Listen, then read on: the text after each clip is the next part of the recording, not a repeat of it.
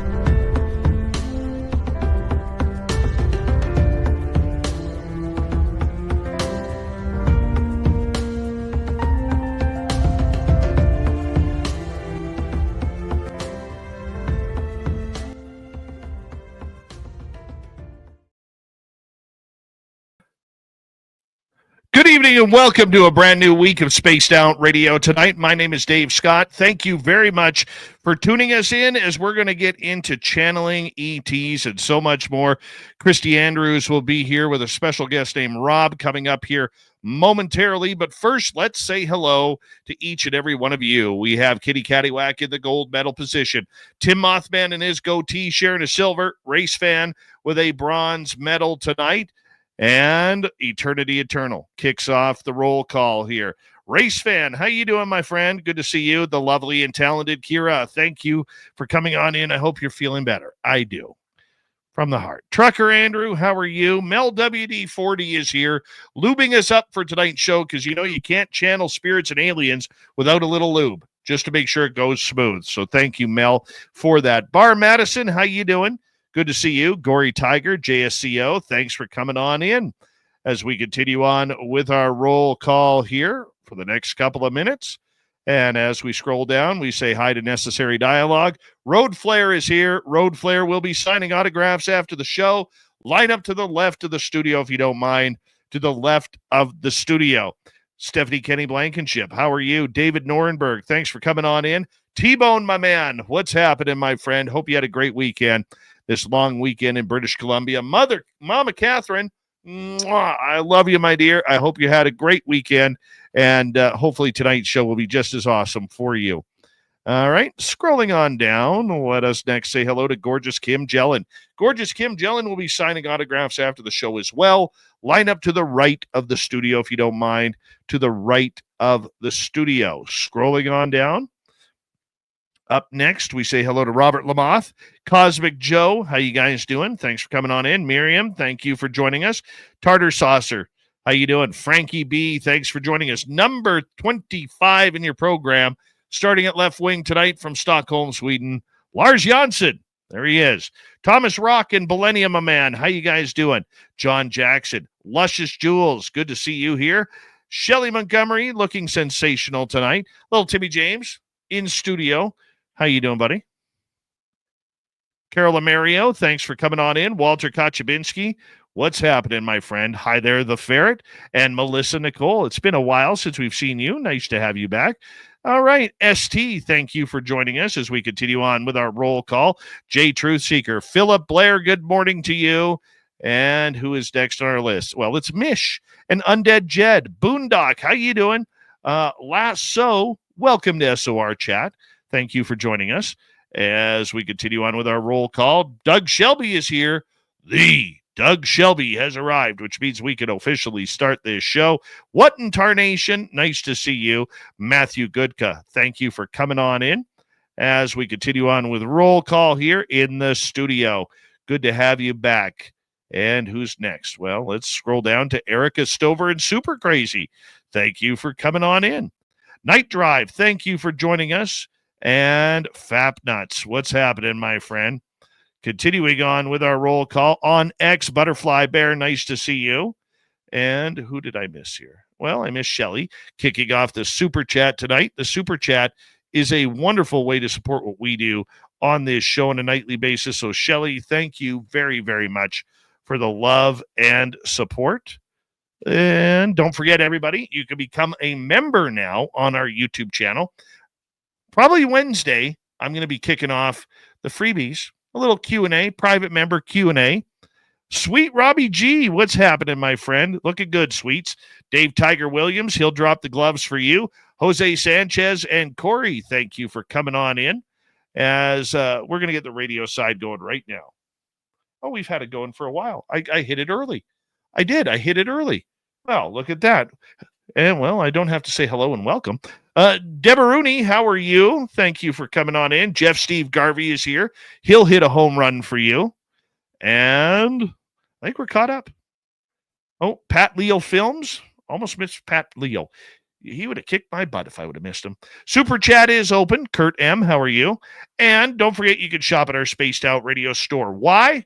We do not have ugly swag, people. No ugly swag. So do me a favor. Throw those horns up. Let's rock.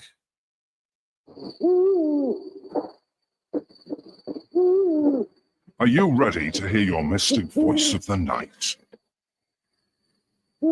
It's time to wake up.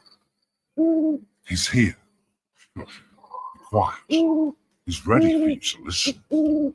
Let's point our ears towards the little cabin knows. We're together, my friends. Oh, no.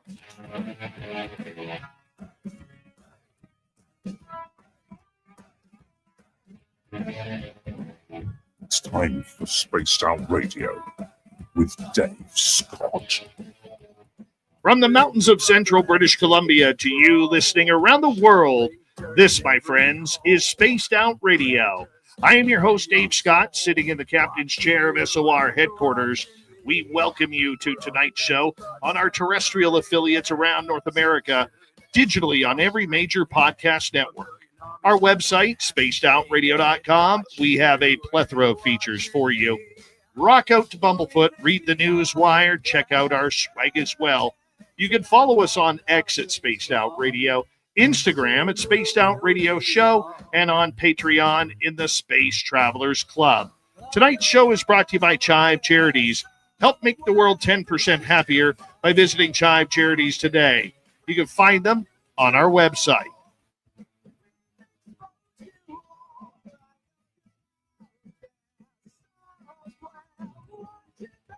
We have an amazing show coming up for you momentarily. Kryste Andrews is going to join us. We're going to talk about channeling, and she's going to bring in a friend named Rob who's going to tell us his incredible story. I love these personal encounters. It makes this show so, so special. Then in hour number 3, we got Swamp Dweller coming on in. We're going to follow Swampy up with Little Timmy James and the UFO report. So let's get right to it because we got a busy night ahead. Kryste Andrews' story is one of transformation from the stages of New York City to the deeply introspective world of hypnotherapy. As a professional musician, her life was a symphony of melodies and harmonies. Oh, that sounds so beautiful.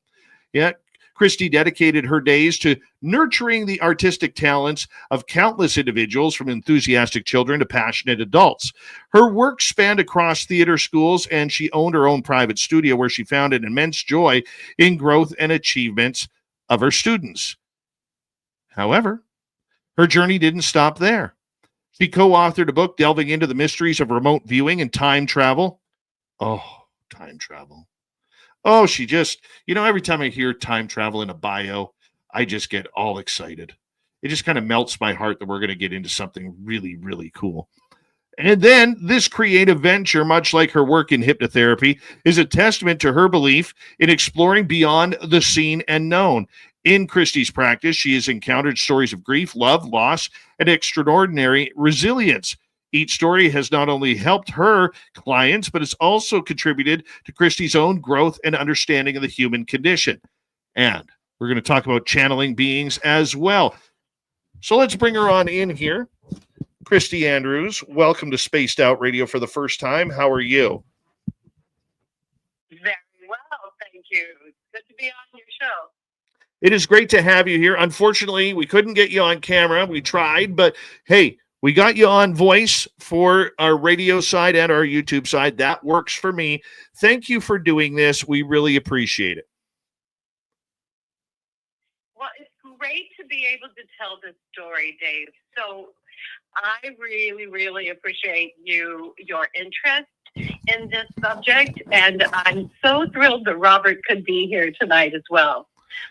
Well, we're going to meet Robert here momentarily, but first, let's ask a little bit about you. How did this journey begin into the unknown realms of hypnotherapy, channeling, and all of the spiritual aspects that we take for granted? Way back in 1993, I had an issue in my life that just was impossible to solve in the normal way. There was no good answer. And it was just a personal thing that I don't really talk about, but I was thrilled to find a hypnotherapist who took me into a past life. And in that past life, I was under hypnosis, and I saw acting out an entire story that explained what was going on in my life. It was exactly what I needed to know. And because it was my very own experience, the therapist had no clue that anything like that was going to be seen. I realized that hypnotherapy is a valid way to get answers for situations that have no answers in real time. That was in New Jersey when I lived on the East Coast back in 1993. So I decided I wanted to become a hypnotherapist and help other people find answers to these mysteries that we run across in life. And how has that journey been for you? I have completely changed my way of thinking about being human, frankly. There happened to be so many people who came to me who had lost loved ones. And while they were under hypnosis with me, the loved ones came to them. And that is such a soothing answer to grief. It's such a relief for people when they can actually have a visit from a loved one who's passed over and is on the other side. So this was an unknown to me. I was raised in a conservative Christian church, and nothing like this was ever spoken of in my lifetime, in my childhood. So that changed so much for me, my perspective on just being here on this earth and what's possible. There's so much that is not seen by us, but exists, is real, and that can be helpful for us if we just open our eyes and open our hearts and our minds to the unseen. When you decided to open up and get your own knowledge and crash course in all of this, were you surprised at how much it changed you personally, emotionally, and intellectually? Absolutely. It's so gratifying to have a friend come to me with a big problem, a big question, just something that they can't get through on their own, and religion doesn't help, and the regular psychological approach doesn't help. And so if they're able to relax into the theta state of consciousness, then it's so gratifying to have them get answers, be visited by the loved ones, or in the case of illnesses that they can't find any help for with the medical community. When they come back from that experience, that illness has disappeared. I worked with a woman here, and I live now in the West, and I had a woman come to me who was bulimic her whole life, and she was in her 70s. It was hard to even understand how she was still, alive, moving, because she was so very, very thin. And she went under hypnosis, and when she came out, the next few days were completely different for her. She had stopped purging, and she was able to actually eat and hold food down. This is for the first time in her life. She was able to feel like she was almost normal. And so to be a facilitator of that kind of healing that happens like that, it happens in the moment, then that's been one of the most fulfilling things that I could ever hope to do in this lifetime. And it was so new. I've been a musician my whole life, so hypnotherapy was a big surprise, and it's enriched my life in every way. Well, the story I'm going to tell you, though, about Robert, that has brought me to a completely different understanding of why we're on Earth, how we got here, and even what religion is. The answers that were forthcoming when I put Robert under hypnosis are legion. And we spent a year with him going into the theta state. And I can tell you details about that now, or you can meet Robert. Let's get into Robert and everything in the next half hour, because we have a load of time set aside for that. I don't want to have to rush here while we're still getting to know you a little bit. As you grew, learning how to channel, learning how to regress people in their own daily personal lives, what changed about you spiritually regarding these connections? I mean, how much did you grow on a spiritual level? It wasn't until I worked with a client who was doing remote viewing that I had, I guess, the biggest step forward in my understanding of what is possible for human beings, which is so much beyond how we limit ourselves. So I can tell you that I worked with a man who I'd known actually almost my whole life, and we had gotten together, and he was able to go under hypnosis and go to tribe that lived 25,000 years ago. This is called remote viewing. And he had no idea that he had this kind of ability, that he had this gift, although his whole family was psychic. But this was brand new to me. I really was unfamiliar with remote viewing. We spent a year and a half having him go under on a regular basis. And he was able to go back in time to this tribe and give such details about the life of this tribe. There was nothing that was kept from him. He basically was unseen by them, but he was right there watching everything that went on. There were medicine women who were healing people with potions and with toning. There were hunters. There were births and deaths, and a trek to the south of France.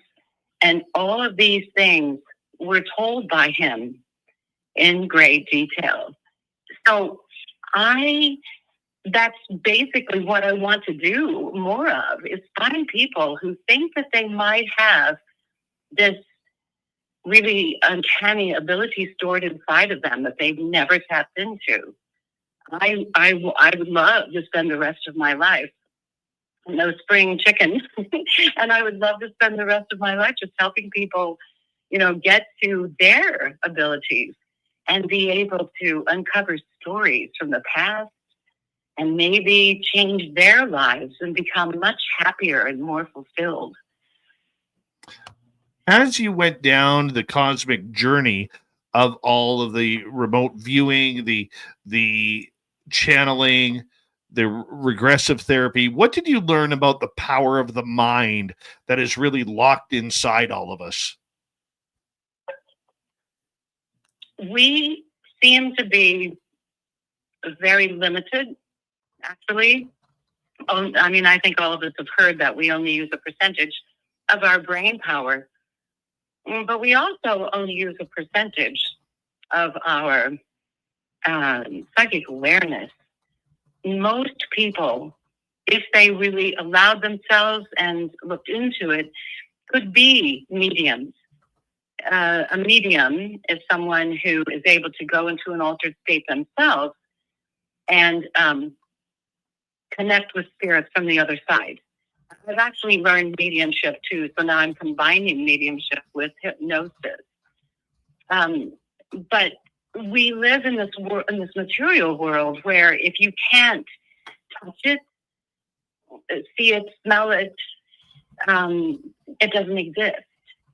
And that's just criminal, actually, because we have these untapped depths of ability that if we just get out of our way, in other words, let go of the limitations of our left brain and give ourselves over to the more instinctual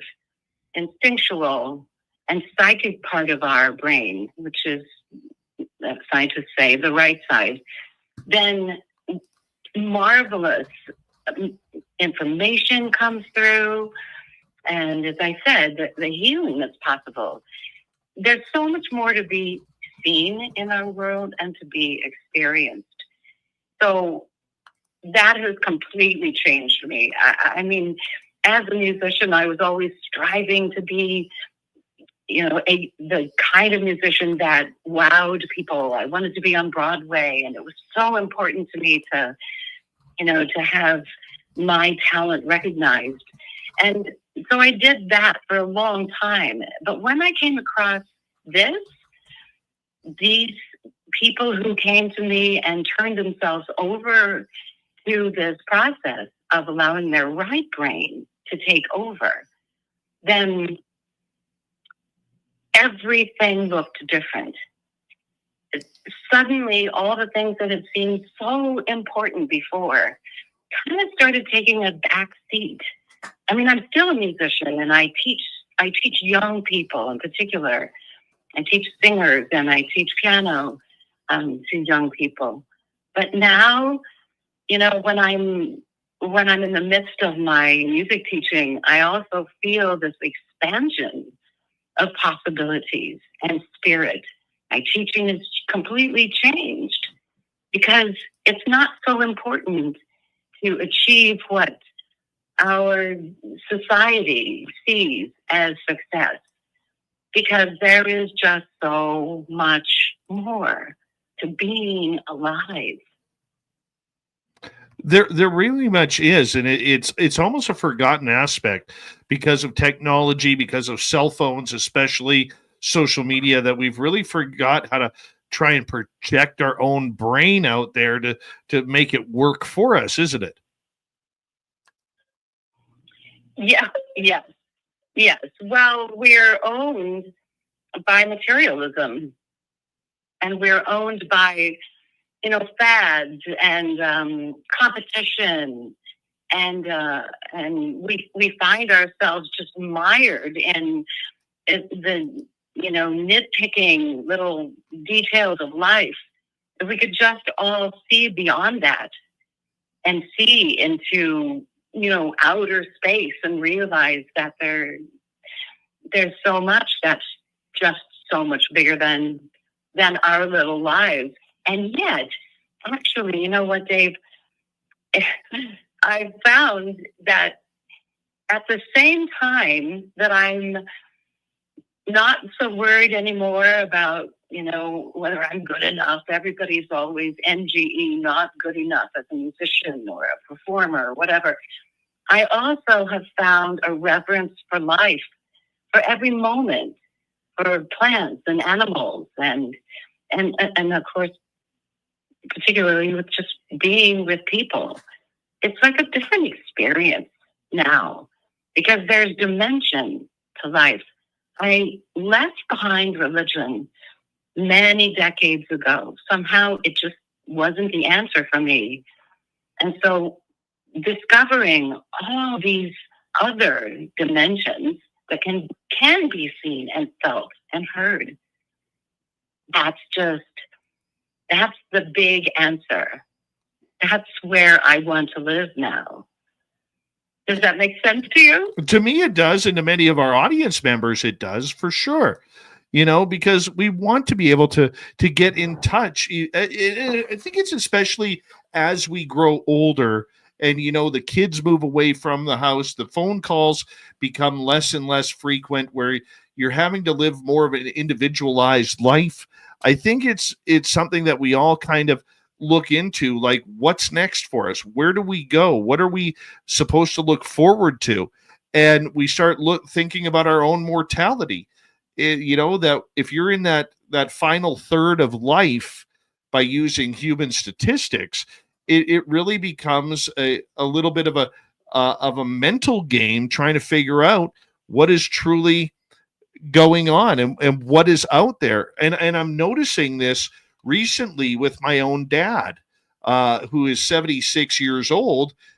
2 years ago, 3 years ago, he wouldn't ask me a single question about this radio show or about me going out to look for Bigfoot or UFOs, anything.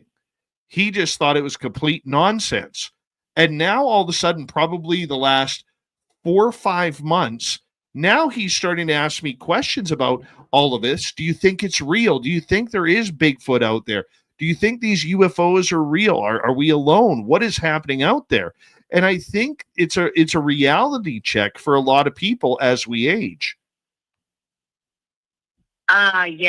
Yes. Well, I remember my father becoming so mellow in his later years. He was quite a disciplinarian and pretty stubborn about what was right and what was wrong.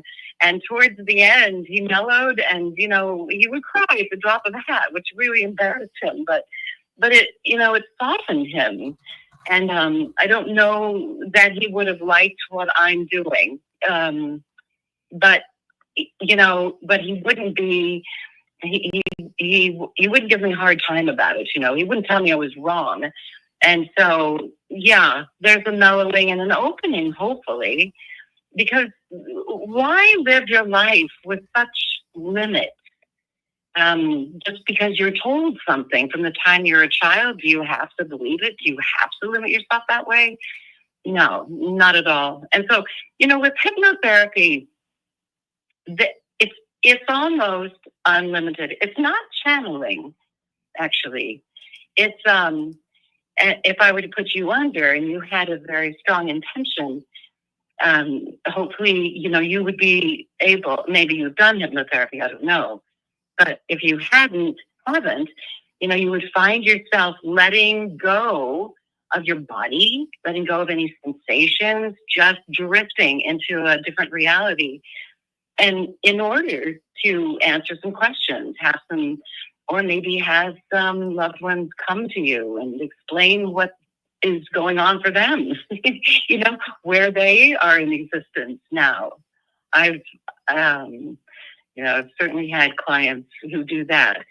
And then, when you come out, you're changed. There's no going back once you've had experiences like this. It's an expansion of spirit, expansion of your mind. And then the question is, well, who can I share this with?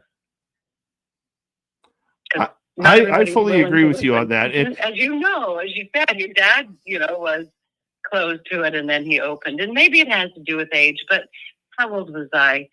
I was in my 40s when I started with hypnosis. And that came from really such a strong need. I had to have an answer to a very personal situation that never needed to happen. Kryste, hold on right there. We're going to go to break here at the bottom of the hour. Kryste Andrews is here. What is it like to channel? And we're going to meet her good friend Robert right after this on the show. Stay tuned, everybody.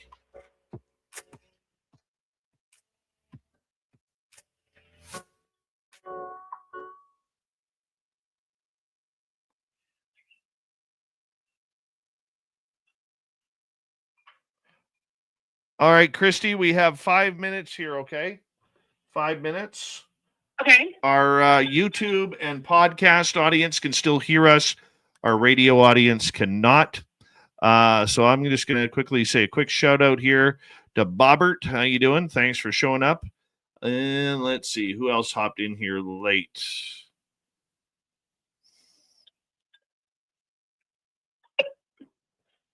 Kryste, that was a great start. Thank you for that. Oh, good. I hope it made sense to people. I love to be able to talk about it. Oh, yeah. Yeah. We're going to have some fun with this one. I can already tell. I can already tell. That's wild. You won't hear another story like this coming up. I'm telling you. Well, that makes it worth it. That makes it totally worth it. Yeah.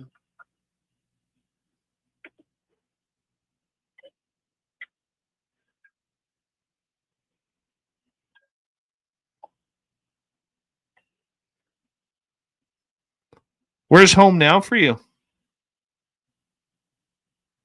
Tucson, Arizona. Oh, good old Tucson. Very nice. Very. It's amazing how many people do pronounce it that way. By mistake. I know. I know. It's so much more fun to say Tucson, though. Yes. It doesn't sound good to my ears, though, I have to say. I hear you. But it's all right. It's very hot here now. 113. Oh. Chump change. Huh. My goodness, that's warm. I don't even want to think about that. Don't even want to think about it. Yeah. Well, we are very grateful for air conditioning. Makes life possible. I don't blame you.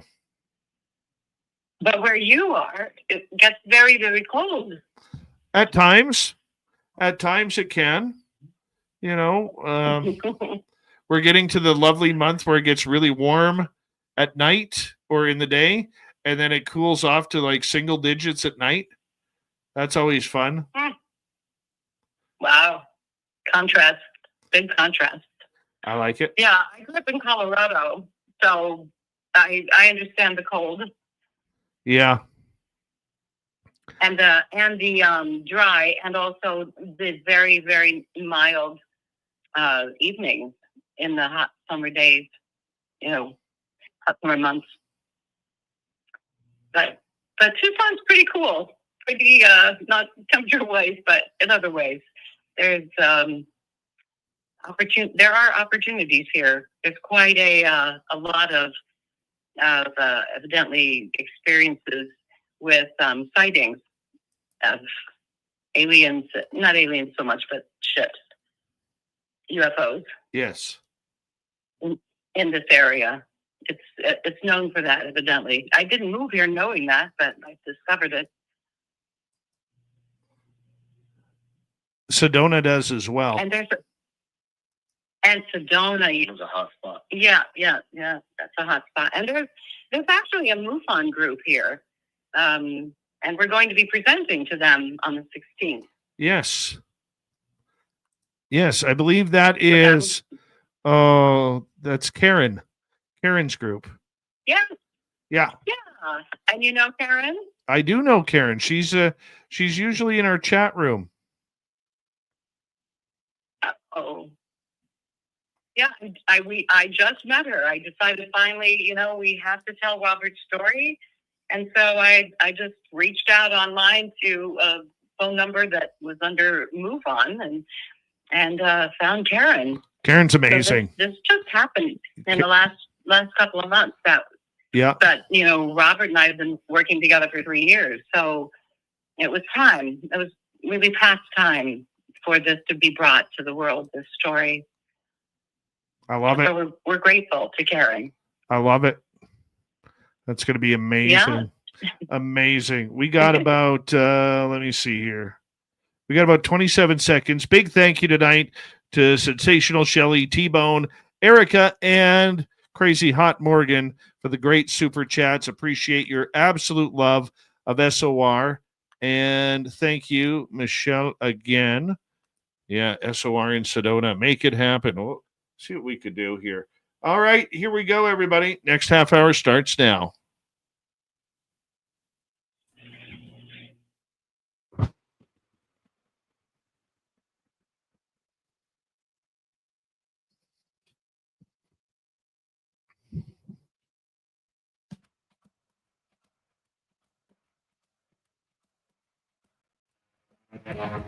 Here comes the second half hour of Spaced Out Radio. What's it like to channel? We're going to learn about that next. My name is Dave Scott. I'm just a guy who likes talking about the weird things on the radio. I hope you're enjoying this too. Hey, I want to remind all of you that if you miss portions of this show or others, make sure you check out our free archives on YouTube or any major podcast network. Our website, spacedoutradio.com. We have a plethora of features for you. Rock out to Bumblefoot, read the news wire, check out our swag as well. You can follow us on X at Spaced Out Radio, Instagram at Spaced Out Radio Show, and on Patreon in the Space Travelers Club. Here we go. Kryste Andrews is here. She is a hypnotherapist. She helps people channel beings, entities, and so much more. And Kryste, thank you so much for being here. We appreciate you taking time for our audience. You're more than welcome. I really appreciate this opportunity to talk about this subject and get some really positive feedback about it. Me too, because I am Mr. Positivity in this world. Mr. Positivity. So I want to ask you, before we bring Robert on, because this is going to be a very intense, awesome conversation. What is channeling for people who may not know? Well, in actuality, channeling covers a lot of things. You know, people can channel just sitting by themselves in their living room or in their bedroom or in the park or wherever. You actually open up to spirit, and there are, any number of guardian spirits that attach themselves to people. They're there to help, and that's channeling. What I do as a hypnotherapist is I put people into an altered state. So this is a change of consciousness that I help people reach. And so then they may see a scene, a whole lifetime or 2 or 3 lifetimes. And that's not actually channeling. That is being under hypnosis in a hypnotic state of theta. And in that state, they are viewing as you would view a movie, basically, events, and you get people's names. And a lot of people think, well, I hope that in my past life I was a famous person. I hope I was Cleopatra or this or that. I haven't run across so many people who have been famous, where they see famous lives that they've lived. But people see the most incredible things. For instance, let me tell you about a relative of mine who has a very distinctive walk, and she sort of walks almost cat-like. She has her whole life. And when she went under, and I asked her to see what she was wearing, look at her feet, what was her skin like, all these questions that I normally ask when somebody's under hypnosis. She said, I don't have feet. I have paws. She was a big cat. And she saw a lifetime with herself as a big cat. And she had a cub, and that cub was taken and actually by poachers and put over a spit and roasted. And she watched as the mother of this cub, helpless. And it was so real to her. And then we had to talk later about the fact that in this lifetime, she was really compelled to have children. And to this day, she's a grandmother now, many times over. That's the most important thing in her life, is her children. And she had a chance to have a doctorate in psychology, and she just stopped short of that to have children. And that's what mattered to her in this life more than anything. And it really ties into the fact that in that other lifetime, her baby was taken from her. And you know, it was a tragedy, a huge tragedy for her. These things carry over from past lives. Sometimes you have phobias about being in the water because you've drowned. You know, it's as simple a connection as something like that. So that's not exactly channeling at all. If you go under and you want very much to have a loved one come to you, they may come, or maybe not. Just today, I worked with a woman long distance. You can do this on Zoom, who had lost her son, who was 24 years old, and it was such tragedy, and she just can't get past it. And she was really hoping that he would come to her. And he actually did come to me, but, you know, she wasn't able to actually see him. So that would have been channeling if she could ask for him to come to her, and maybe it will still happen one day. But this is hypnosis, so it's a little different than the channeling. You see what I mean? No, totally. What's it like to have a spirit come into you and talk? For me, my experience has been they don't really come into me. I go into a state of being ready for a particular individual, or sometimes it's a group of people who come through. And what happens for me is that with my eyes closed, in my mind's eye, a structure appears. It's a room with 3 or 4 walls, and it's just, white walls. It's an empty space. And then individuals will appear. They walk into that space. And it's there that they speak. They actually communicate with me. Sometimes I see myself there with them, but it's not an entering into my body per se. Does that make sense? And then I can, for my clients, I can explain to them what I'm hearing. I can get names and answers to questions. So that is mediumship. And it doesn't take over your body, actually. And are you channeling spirit? Are you channeling aliens? What are you channeling? It's not exactly called channeling. It's just asking. When I'm doing hypnosis for people, I put them under, like I said, and then they have their experience, and they tell me what's happening. And I can ask them questions to get them to a stage where they're completely relaxed and open to this hypnosis experience, this greeting of a departed relative or something like that, or just them being ready to see a past life. I help them to get to that space by, a gentle list of suggestions. You go through a protocol as a hypnotherapist, and then they launch into their own experience. So it has this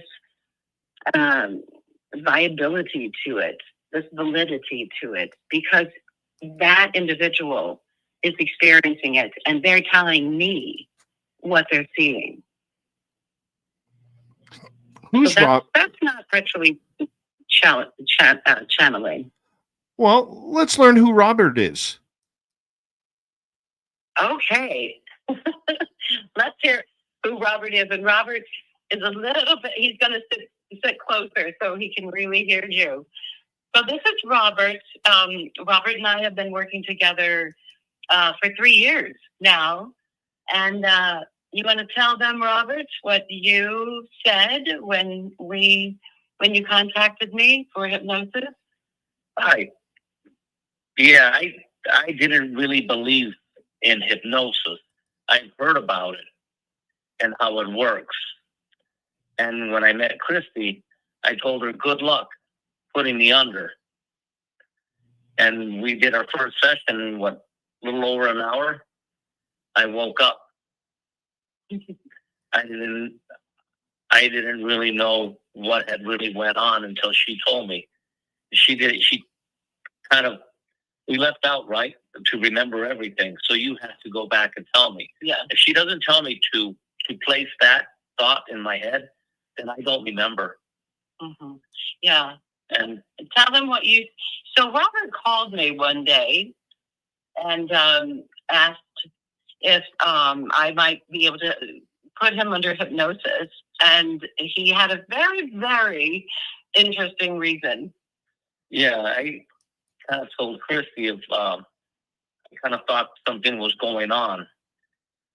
I was thinking for a long time that I was going crazy because of these things that were going on and happening in my life. And I told Kryste, can you help me out? She said, sure. And the rest is what you call history. We've been going on. We went on it for a year on this journey. And Robert asked me, he said, or basically said to me, I think I have been abducted. Mm-hmm. Yes. My whole life. Oh, my. Either that or I'm crazy. And I need to know if I'm crazy or if I've been abducted my whole life. Robert, let me ask you this. When did you start noticing something was wrong?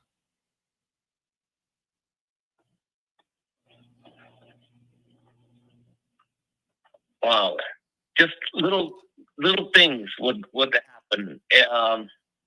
Just really odd dreams.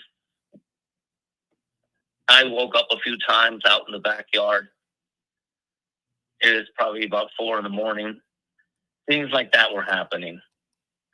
And the house was locked. Yeah, it was locked from the inside, and I didn't have a key. So just odd things. I would, when I was married, my wife would say that I would be standing up or arguing, fighting with something that wasn't there. And also, what about when you were 5 and you remember very clearly? Yeah. So the very first time that I was abducted, I was 5 years old, and something had woken me up, and it was we didn't have a window, we had a sliding door, and it was this really tall, it looked like a Tim Burton figure, and it scared the hell out of me. I tried to wake up my brother. My brother slept in the room beside me, and he couldn't wake up. So I saw this thing, and I got scared, and I ran and hid in my mother's restroom. And I hid where they would store the towels and the linen and stuff like that. And it talked to me telepathically and told me that it wasn't gonna hurt me, that he knew me. So I came out, and it was in the room. It had came into the room. It was probably a little over 7 foot tall. And it had to bend down to get through the door, the sliding door. It put out its hand, and then that's the last that I remember. My parents used to tell me that I told my parents what had happened in the morning, and I was a bad kid. I was always getting in trouble, so they tried to put the fear of God into me and said that that was the devil that came after me because I didn't behave. But I always knew that it wasn't. For over 50 some years, I knew that it was not an evil entity, that it was something else. So basically this has been happening your entire life, from childhood to, yes. I'm sorry, I don't know your age now, not that it's relevant, but I mean, how did you sleep at night? Did you sleep with fear? Were you afraid to go to bed at night? Yeah, I was. My mother would say that I would wake up screaming as a child. I was also wetting the bed. I wouldn't want to sleep by myself, even though my brother was with me. So it's nice times and rough times. Is it still a rough time for you? Yes, I still get taken. So there's so much to this story, Dave. What we have discovered through hypnosis, if I may jump in. Please. It was that, first of all, when Robert arrived, and I could see that he was, a normal, nice guy with really great energy. And I felt, like I could feel his kindness and his sincerity in wanting to have this mystery solved. I was really glad that, this wasn't some bizarre person who just showed up at my door that I had to be afraid of. Robert's a very skilled builder, for instance, and gosh, he's done so much in his life, and a citizen of the world. So when he laid down on the couch and went under hypnosis the first time, I was treating this situation the same way I always work with people, and that is I asked permission of his higher self.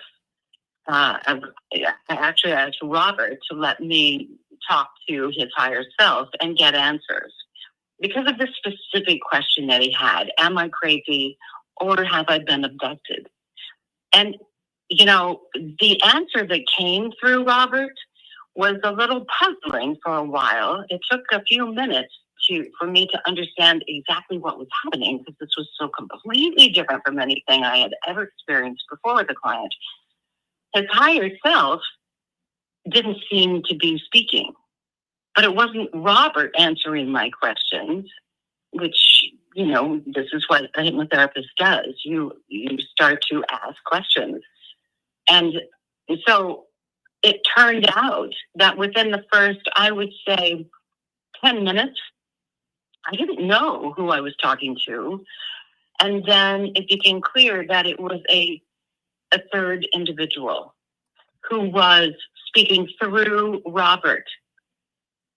So you could, I guess you could call that channeling, but it was a being, a gray, and Robert can tell you what the relationship has been between himself and this gray who was speaking telepathically to Robert, through Robert, and was answering my questions about what had been going on with Robert. So why don't you tell him about the relationship between you and the being?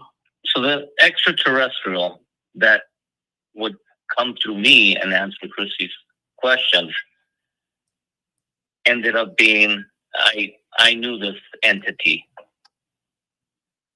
And how I knew him is I was once, if this sounds bizarre, I was a gray.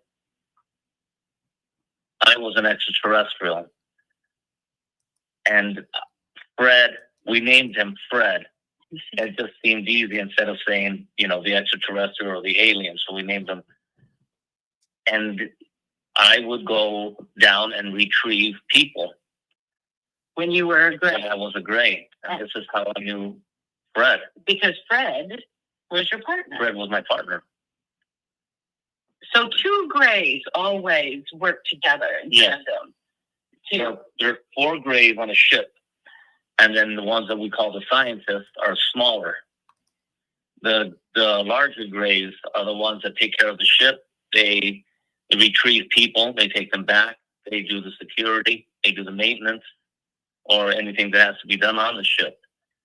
So the one that would come through me, the one we named Fred, I worked with him and retrieving humans and taking them back to the ship. Oh my. So this was a circumstance, Dave, that doesn't usually exist for abductees. Robert essentially is having his first experience as a human. He doesn't have any past life as a human because his past life, which we certainly went to many times over the period of year that we worked together regularly, Robert went to different times when he was in gray form. And he went to the ship at one of the times that he went under. He went to the ship and he described it in great detail. There were other times when he went further back, years and hundreds of years ago, when he was a gray, and the ship had landed on Earth. And Robert described how the humanoids at that time were treating the aliens as gods. We were in the Yucatan Peninsula, huh? When you took me back at that time. And during that hypnosis session, I think I told Kryste, they look at us and they revere us as gods. And they put out feasts and they bow and they honor, because aliens were just, these beings who showed up. At that time, the humans, or the humanoids, as Fred sometimes calls them, had no fear of aliens, because they weren't programmed like we are to fear extraterrestrials. And the extraterrestrials were not going to do them any harm. They actually helped them to expand their knowledge, mathematics, science, improve the brain, engineering. They taught them almost everything, including religion. Yes, and so a form of religion. It's been such an incredible privilege to be able to ask questions through Robert of this gray who doesn't know everything. Fred is the first one to say, I don't know about that. I know about being gray. I know about Robert. But there are many questions that I've wanted answers to. And, aliens don't have answers to the cosmos necessarily. They're robots, basically. And when I asked Fred, questions like, do you experience emotion? No. But Fred said very clearly, we do not. He would say those are human qualities. They don't enjoy music. They don't have music. They don't have art. They don't have color. And they don't have feelings. It's very... Or sterile. Yeah, a very sterile existence. Yeah. Even the food they eat, the gray described it as being porridge-like. And they would be taking this porridge-like substance into their body once a day. And that was enough nourishment for them. And it wasn't ever about taste. It's just, this was what they had to have. This was their subsistence, and it didn't matter how it tasted. That's a human quality. Fred told me so many times. Yeah. Well, I'm gonna get you guys to hold on right there, okay? Because Repetitive question, huh? Yeah. I'm going to get you guys to hold on right there because we are going to go to break here at the top of the hour. We are going to continue with this incredible journey of learning about Robert in human form, but formerly as a gray, his first incarnation here on Earth. You want the woo? We bring the woo right here at Spaced Out Radio. This is Spaced Out Radio with host Dave Scott.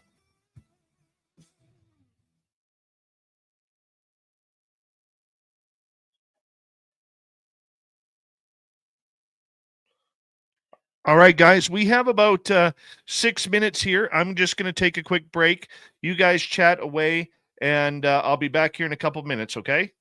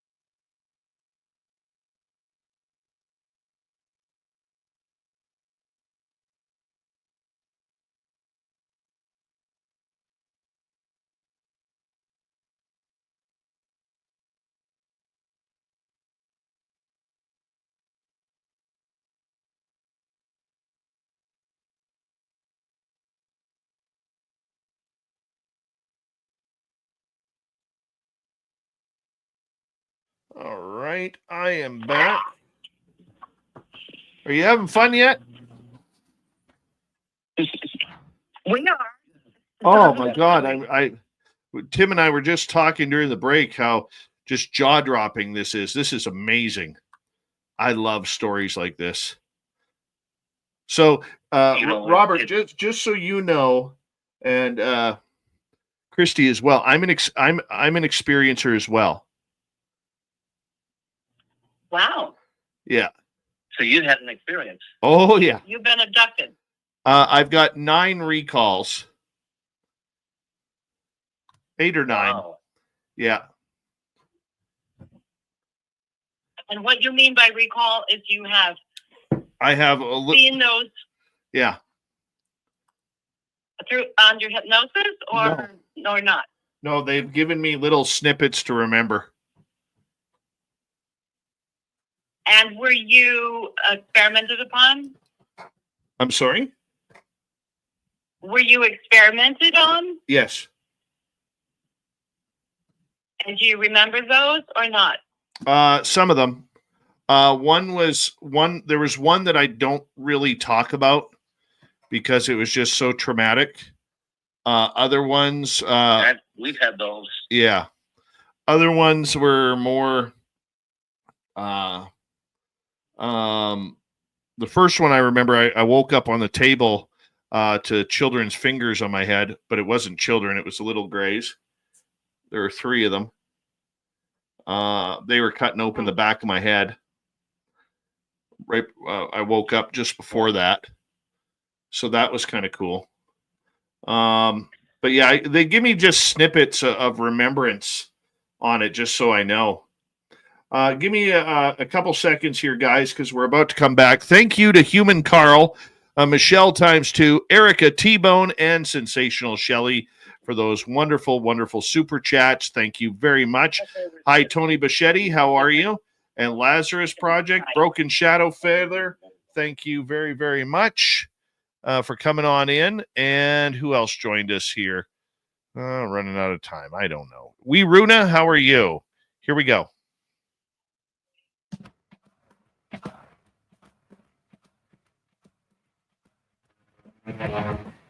Here we go with hour number 2 of Spaced Out Radio tonight. Good to have you with us.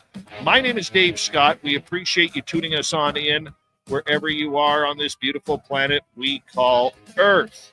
Hello to everyone listening in on our terrestrial affiliates around North America, digitally on every major podcast network. Our website, spacedoutradio.com. We have a plethora of features for you. Rock out to Bumblefoot, read the news wire, check out our swag as well. You can follow us on X at Spaced Out Radio, Instagram at Spaced Out Radio Show, and on Patreon in the Space Travelers Club. The Desert Clam has set the password for tonight in the SOR Space Travelers Club.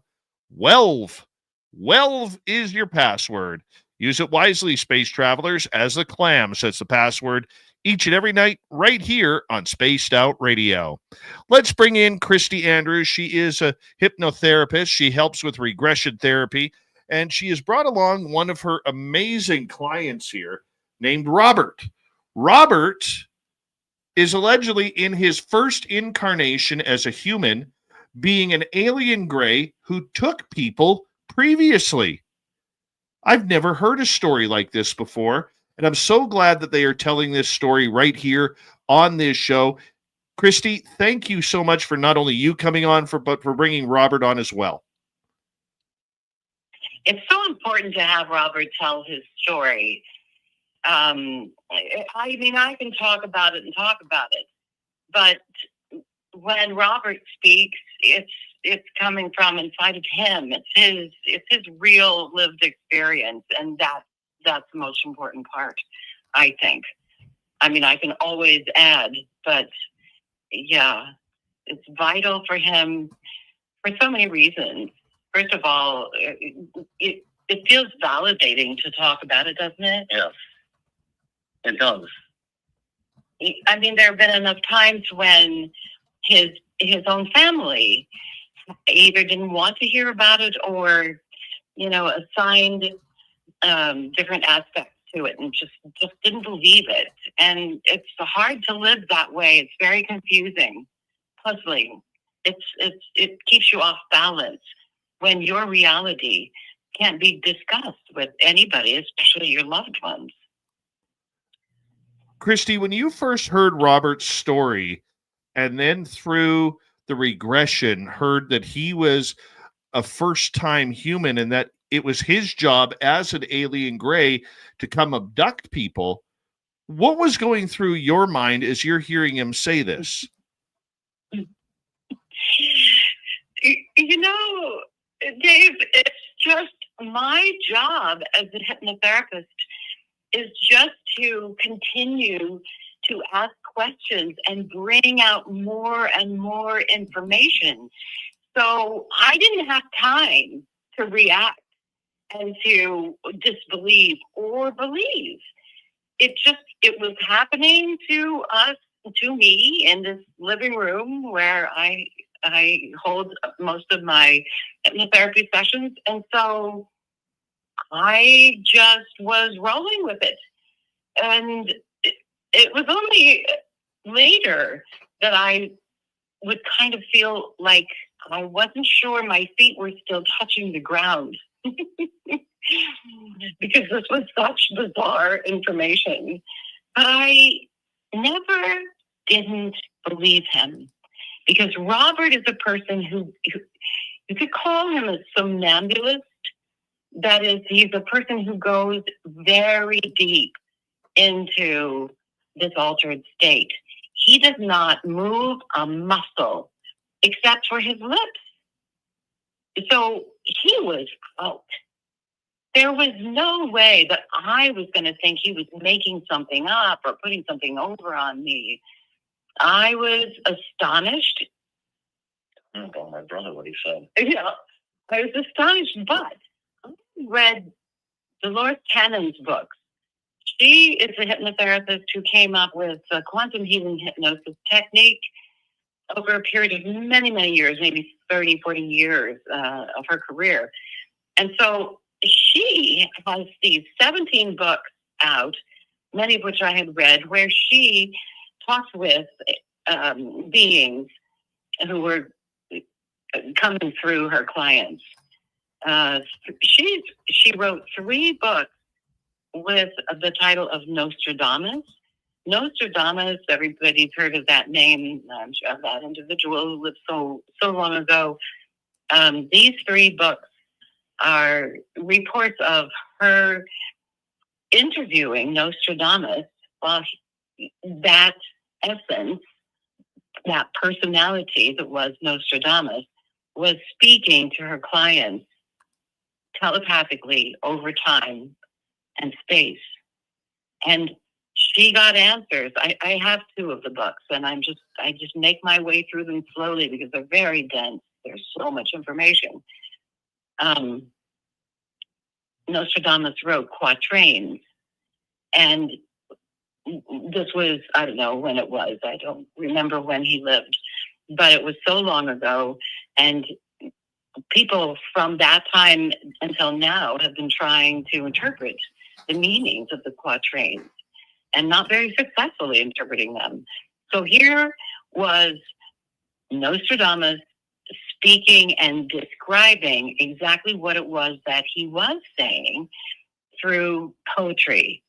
And in these quatrains where he was hiding his predictions, for instance. So I had read these books. I had a sense that something like this was possible. So I was excited and I was thrilled. And at the same time, I couldn't really talk about it too much, to many people. So it was something to kind of keep under my hat. But it's changed my life. It has totally informed me. And I'm still not able to speak to most people about it. I mean, I teach children to sing and to play the piano. And of course, I mean, their parents wouldn't be very thrilled to know that I was, speaking with spirits from the past or whatever. So I just don't mention it. It doesn't come up. And, why would it? So that's my, you see what my life is like, having this information. I totally see that. Robert, for you, as this information starts coming out and you're realizing that this is all built inside of you, what's going through your mind when you come out? Did you have any recall of what you were saying, or did you have to listen to the fact that you in fact were an alien abducting people? For a long time, I thought I was crazy until Kryste brought this all out, this information. And it's talk about, being awakened. It's changed me a lot. And what you can tell people that you robbed a store or a bank and they believe you. You tell them that you got abducted or was once an alien in your past life, they're going to think you're crazy. They're not going to believe you. They won't believe you. And then I always try to debunk it. And my mother never told me. My mother has been abducted. I never told my kids what they looked like. And one of my daughters described it to a T. The alien. Described the alien, and how they came in through a blue light. And her boyfriend actually told me. So it's been life altering. It's changed a lot. Your perspective of life, what the meaning of life, where you're going, and why you're here, and why am I here? It's really made a huge, huge difference. I mean, when your mother turns around and says, "Well, I never said this to anyone, but my sister and I were in the car," and she explains what happened, that they lost time and then found themselves in a different part of the town, when they came to. And this, and of course, she had to be taken for Robert to be born. Robert is a product of his mother, his father, and the DNA that came from his body as a gray. There are qualities that Robert has that are not human. I mean, not when you look at him, he looks like a handsome guy. He's a normal, handsome guy. But tell Dave about your abilities when it came to your physical strength. I'm very strong. I used to compete in weightlifting and won multiple titles, state titles. I suffered a massive heart attack.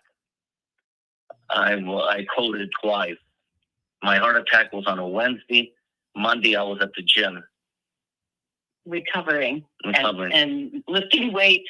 I've had 36 surgeries throughout my body, and I always recover fast. So it's just, my father would say, "This is not normal. You're not normal. This doesn't happen to normal people." I love the story you tell about being in the gym and lifting weights and tell them how paramedics. No, actually, the guy who looked at you and said, "Nobody, how can you do that?" Tell the story better, because I don't remember the details. Yeah, they just... The one fellow who commented. What, are you an alien? Are you so strong? And everything comes back, you bounce right back. It's just hard. As like I say, you always try to debunk it, trying to say that it's not happening. It's not. But when these things come through and other people can see it, you realize, you're different. You are different. And it was really stark when Robert was in the gym and doing this and had just, I guess that was when you had recovered. Yeah. And the guy standing there is watching him lift these incredible weights. And for his size, too, it was outrageous. And the guy said, "What are you, an alien or something?" That just epitomizes Robert's life right there. I'll tell you, so when I had my heart attack and I was back at the gym, it was 2 weeks afterwards, the paramedics saw me, and then they came up to me and they said, and at that time, I didn't know that I coded twice. So the paramedics said, "You made it. You lived." I go, "Wait, well, what do you mean I made it, I lived?" He goes, You coded on us. We didn't think you were going to make it. Yeah. And This just happens so often for Robert. It's part and parcel of his life. It's over and over and over.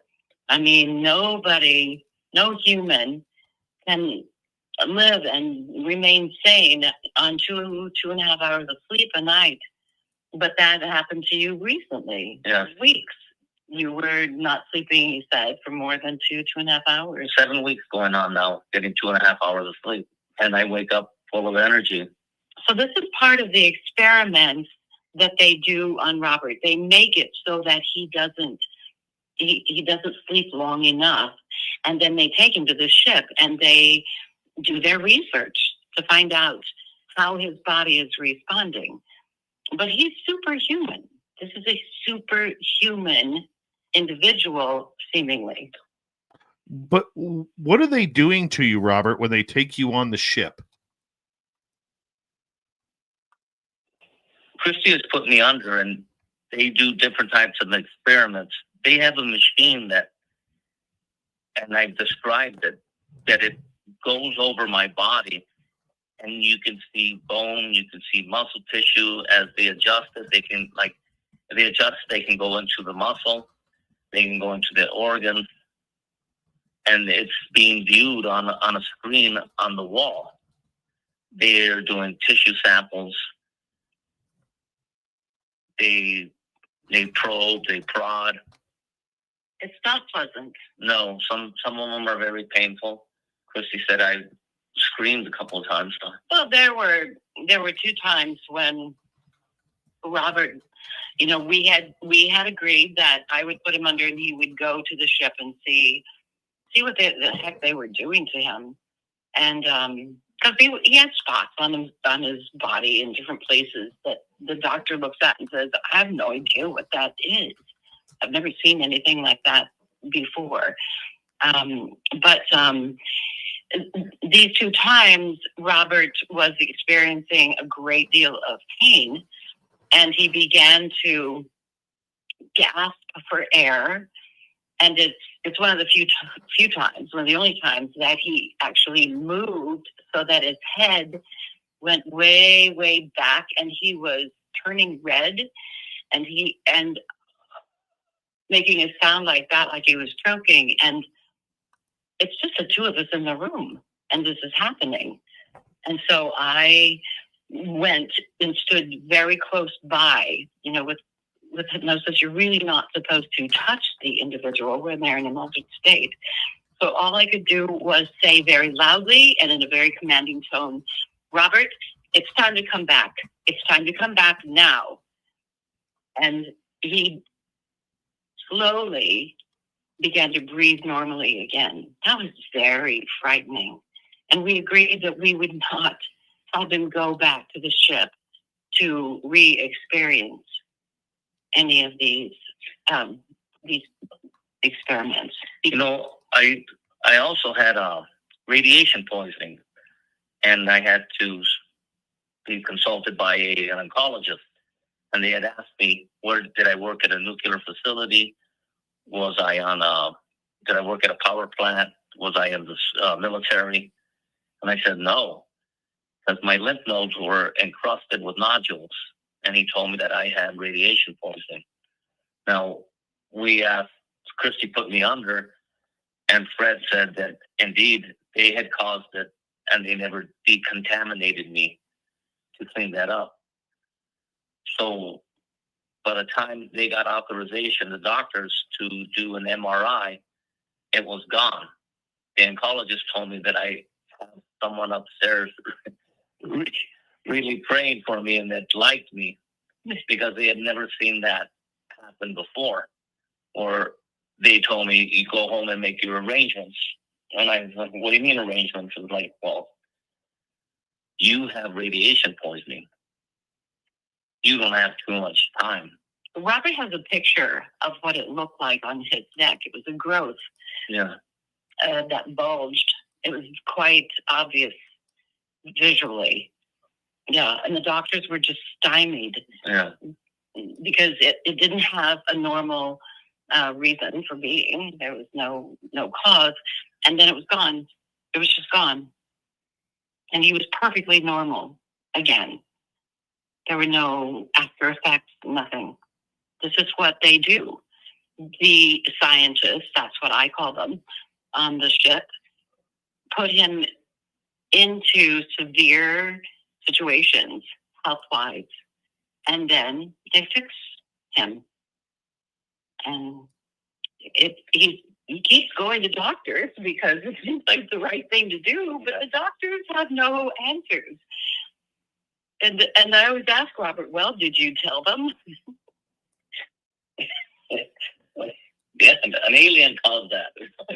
But he would throw me in the psych ward. Yeah, then he'd be in the loony bin. You know, they wouldn't even let him go home, I'm sure, if he said that. So Yeah. You don't say it. You just don't say it. You just go home and wait for the next thing to be created in your body. Yeah. The next puzzle. I got photos of. I have a photo that it looked like a blood blister, but it was a perfect little round. So I cut it open, and it was a piece of gel. And maybe within about 2-3 minutes, it disappeared. The gel disappeared. So you know, yeah, get those things in place in my body. And there were situations where Robert found himself, well, once when he found himself craving alcohol. How long did that last? Couple of weeks? No, longer. And then from one day to the next, it's gone. There's no craving. And Robert's never been a drinker, and his family and friends know that, and they would comment, you seem to be drinking a lot all of a sudden. What's going on? And he said, I don't know. I just have this craving. And then it was over. No more craving. One day, no more craving. One of the biggest tests that they do is stress. How much stress that I can take. Like this thing? Absolutely. They put Robert in situations that the average human would just, I don't know, just explode, disintegrate, just die. And Robert comes through it. And Fred has told me several times that many humans have been experimented on in this way. Robert is the person who can take it. And I've said to Fred, you know, Robert would really like to not be put under this stress now. Torture. And I call it torture. You know, the torture is too much for a human. And Fred just says he can take it. We know he can take it. He has lived longer with this and has been able to take everything that we've caused. And it's not torture. He's very adamant that it's not torture. We would never hurt Robert. We would never torture him. Don't use that word, Fred says. We have about 90 seconds to go before we have to go to break at the bottom of the hour. Kryste Andrews is here tonight with her client Robert, talking about his abductions. And a gray he calls Fred. It's kind of funny you call your guy Fred. I call my guy Carl. You have a guy? I have a Carl. Yes. How'd you come up with Carl? I just needed to name him, and so that's the name that kind of picked out. But apparently he doesn't like the name, but he goes with it because I could recognize him that way. But I can tell you this: I've only ever seen him. Pardon me. I've seen him once. He's only ever been here twice, and he's right now somewhere way out there with his buddies. But I haven't had interaction with him since I believe 2018, and him and his buddies were having a conversation in my yard when I kind of intercepted it. So that was kind of odd. But no, I have a Carl. I do. You have a Fred. I have a Carl. What does Carl look like? He is an extremely large-headed gray. Kind of like the skeletal type head. It's not and he is I would say he's about 5.5 feet tall. So he is somebody who I just call Carl. You guys hold on right there. We're going to be right back on Spaced Out Radio.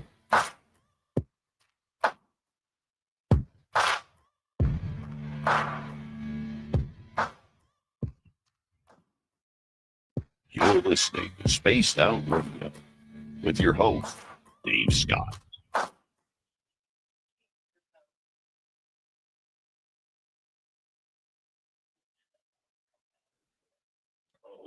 All right, guys. Yeah, Excuse me. Some names for him. Mm-hmm. Yeah. Well, because he treated you poorly.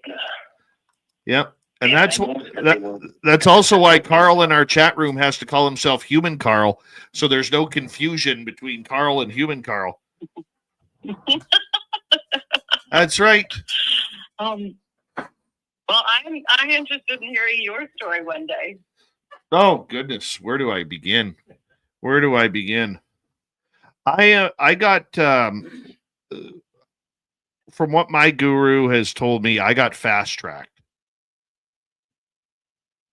My experiences started in 2011, and they being the phenomena just pushed me right through with everything. It started off with spirits and ghosts, and then it went to Bigfoot, and then the UFOs and aliens came. Then the abductions started, and yeah, it's been kind of cool. You know, you mentioned something. You just said ghosts, spirits and ghosts.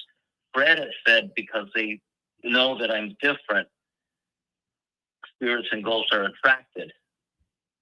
So he gets these visits from bizarre individuals that do funny things in the room.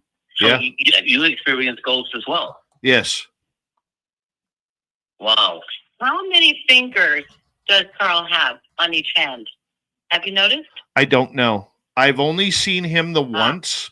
I wasn't supposed to see him when I saw him because I was actually broadcasting this show, and he showed up at my window. Wow. Yeah. Fred has 3 fingers on each hand. Yeah. Robert Seeds has seen Fred very clearly. Yes. I worked with him. Well, and yeah. Taking him back to the ship was really fascinating. We're writing a book called 31 Conversations. Yeah. With an alien. And so it'll tell all sorts of details because it's all the recordings that we made, and then stories from Robert's life as we went along and before. I never told my daughter Raquel, my middle child, what they looked like, and then her and her boyfriend told me. And then Raquel had told me that firsthand that they came in a tube of blue light and it only had 3 toes. And that's what Fred has. And that's how they come into the room, through a blue light. And my daughter had described it to a T without me ever telling her. So my 2 biological daughters have been taken as well. Oh, wow. Have you ever been taken with them? So No, a different ship takes my daughters. That's what Fred has told us. I've heard that that's called generational abduction. Right. Yeah. So we don't know how far back this goes. We know only for sure with his mother and father. But his father, I don't think, ever had any clue that he was taken. No, and he wouldn't have talked about it. And he wouldn't have talked about it. He's not on the planet any longer. But who knows? Maybe. Yeah. I asked Fred how the host, his mother, and the father were chosen to be the parents. And Fred said it was random. But I wonder, because well, I don't know. That's what Fred said. So we have to take Fred's word for it. We can't argue with Fred. Yeah, good old Fred. And Carl know each other. Yeah, I wonder if Fred and Carl know each other. Maybe. I don't know. What do you know what the ship looks like No. that you go to? No. I bet you could find out if I put you under hypnosis Maybe. if you wanted. Yeah, I would try it. My guards usually don't allow me to go under hypnosis. I've only accomplished it once, but I would try. I'm going to get you guys to hold on right there, okay? Because I am going to come back here for the show. So thank you, Deborah Rooney, Candace, T-Bone ×2, Bart, Human Carl, Michelle ×2, Erica, and Sensational Shelley for the super chats. Don't forget to join our membership. It's brand new on YouTube. You can still join the Space Travelers Club on Patreon, and you can shop at our Spaced Out Radio store because we do not have ugly swag, people. No ugly swag. Here we go.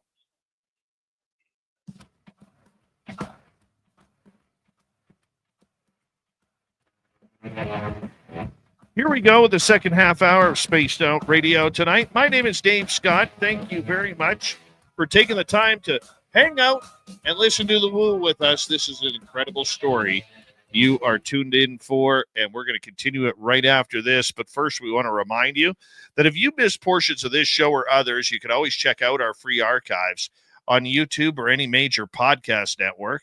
Our website, spacedoutradio.com. We have a plethora of features for you. Rock out to Bumblefoot, read the news wire, check out our swag as well. You can follow us on X at Spaced Out Radio, Instagram at Spaced Out Radio Show, and on Patreon in the Space Travelers Club. Here we go. Final time for Kryste Andrews and her client, Robert. We're talking about this amazing channeling session where Robert is telling us about what it was like in the afterlife or previous life being an alien gray whose job it was to abduct people. Robert, why do you think you came back as a human? Tell them the story. I volunteered for it. I was injured, and my body wasn't going to recover. The gray body. The gray body. And I volunteered. So they put me into human form, and here I am today. Well, that's what Fred told us. And at the same time, it seemed like the scientists who were working on your body, and they realized that you were not going to survive as a gray. It wasn't viable. They gave you that alternative. Yes. And so I guess that's how it happened. He was injured when he and Fred were working to retrieve. It was a female, huh? A young female. Yes. In the Yucatan Peninsula. We were going to retrieve, and I was injured. Shot by reptilians. The reptilians. Using a plasma weapon. Yeah. And half of his body was shot away. The torso, right? With the torso, right? The right side, the middle part of the body. And Fred was able to get him to the light and get him up into the ship. But it was too severe. The injury was too severe, and he was not going to survive. I asked Fred, well, what happens to grays when they die? Fred had said that their energy is released from that body, and it can go where it wants, right? Yeah, it basically floats. And then I asked, so Fred, do you know where our souls go when we as humans die? And Fred said, first of all, they don't talk in terms of souls. They talk in terms of essence. So he said that whatever a human believes in, whether it's God or Buddha, or if you're an atheist, you don't believe in anything, whatever you believe in, that's where you go. And I've since read in one of Dolores Cannon's books that it's also true that wherever your energy goes, it's because your energy matches that energy of the location and whatever else you to it. Yeah. So you're. I guess it's kind of hard for me to talk about because I guess I'm still kind of getting used to that idea, and I'd like to have more of an explanation. Is that new to you, Dave? Kind of new. I mean, when you go into a deep explanation upon it, I mean, sometimes it's hard to find where they're storing the answers within you.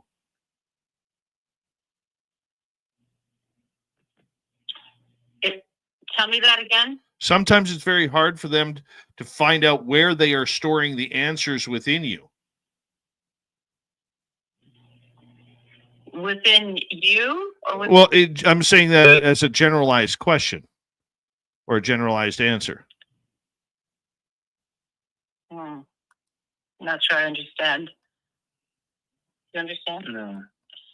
Okay. Some of it is kind of, but we've had visitors come, Robert's brother, his nephew, a couple of friends, cousins, several friends of mine, and may we say Karen. Yeah. Karen came a couple of weeks ago and observed Robert, and they get to ask questions of Fred, and Fred answers. So that's pretty cool. Is Fred currently inside living in Robert? No. How Fred can communicate through me is because when I was in gray form or his partner, we communicate telepathically. So we've opened up a part of the brain where we can communicate. Where I'm human now, in human form, or where I am now, that's how he communicates through me, is telepathically. We have that bridge. That was told under hypnosis. You had asked him, right, Kryste, how are you able to communicate with Robert? Yes, and that's exactly what he said. Is that, well, this is not, I asked if he has ever communicated with any other human this way, and Fred says no, it's only because of this alliance that they had. Fred told us that the gray lives 800 years, 3 life cycles of 800 years, and from what I recall, and I'm going through all these recordings and putting them down now into the book. Both Robert and Fred were close to the end of their 3rd cycle of 800 years. Fred picked up his 4th cycle, so that because he wants to stay, and he protects. Fred tells us that basically he is in charge of keeping watch over Robert. And so Fred wants to continue to do that. And we say he, but there is no gender. No, there's no. We've assigned the name Fred. It could be Frederica, I suppose. But it seems like the energy is more masculine. Yeah. All right. Is that what you thought about Carl? No, I haven't had as much interaction with Carl as I would like. And it's funny because I don't know when he's coming around. Like, I know he's way out there somewhere, but I have no idea if and when he's ever coming back. Okay. Yeah. Yeah. Well, that's why, this story with Robert, I do believe this is unique because I certainly haven't read any books, but I haven't read all the books that people have written about being abducted. But I haven't, of the ones I have read, nobody has a story of being in gray form and then incarnating as a human with the gray DNA from his gray body. And and being here in order to be experimented upon. I mean, that's what he agreed to. Did the gray, who Robert was at the time, know that he was going to experience as much torture? He couldn't have. But Robert can take it. I have a bunch of audience questions coming up for you here that I'd like to get in here because they are piling up and we like to get our audience involved in this. Let's start off with, let's start off with in the studio here who is asking, have you ever tried past regression with prisoners? You said it changed you. Do you think it would help them? Oh, I think that would be so incredibly therapeutic. Yes, I have never had that opportunity. I guess I would have to actually go and volunteer or something like that. But that's a great idea, and it could change them. It would certainly be a much quicker re-entry if they had a different perspective on who they are. Mm-hmm. Kim is asking, can ETs channel human beings? Oh, I have no idea. I mean, I haven't. Fred channels for me, I guess it would be possible. Well, is that channeling though? That's speaking for you. I guess it's channeling. Yeah. I don't know. ETs channel, what would be the reason for that? What would be the goal? I don't know. Yeah. Let's go to Catherine. Since Robert was a gray, what do they want with us humans? This is the essential question. I've tried so many ways to get Fred to answer that question. And he finally has.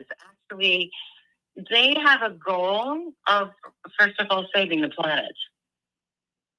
Their main goal is to save us from ourselves, to maintain this planet integrity. He has said multiple times, we're destroying this planet. Yeah. We're just destroyers. Humans are just destructive. So he got very specific. Their goal is to do the research on Robert's body and others in order to take out 3 specific qualities, remove these qualities from human nature. And the first one is arrogance. The second one is hatred. Yeah. And the third one is destructiveness. So arrogance, hatred, and destructiveness.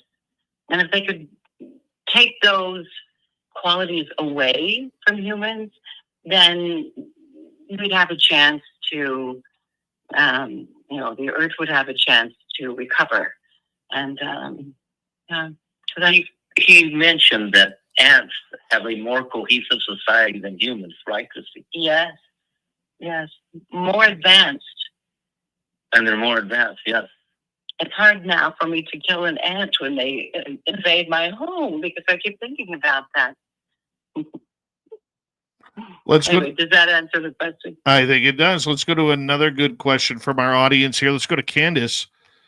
What is your number one rule of thumb or advice during self-hypnosis, such as coming out more quickly if need be? It's great to have you guys on tonight, by the way. What's my number one suggestion for people doing self-hypnosis? Yes. Was that the question? Yes. Yeah, actually, I haven't thought a lot about self-hypnosis, but I think that if a person is gifted enough to actually hypnotize themselves, that they don't have to worry about any part of the process. I think that it sounds like there's quite a lot of knowledge or ability. And so they have a built-in radar to allow them to come out if there's danger or when it's time. You know, we are taught not to keep a person under hypnosis for more than about an hour, 15 minutes. So perhaps the individual knows that on some level, you know. Right. Okay, let's go to Kim here. Robert, why did you decide to incarnate here? Why did I decide to come back to get incarnate? Yes. To be a human. To be a human? For the first time. Well, we told the story. Yeah, it was for the grave to help my species, because I was a gray at that time when my body was no longer viable. I was going to help my species, which was the grays, or the extraterrestrial. So I decided to reincarnate, go back as a hybrid to help my species. But I was never in a human form. Are you on? Like it's my first time. Are you on a one and done crash course as a human?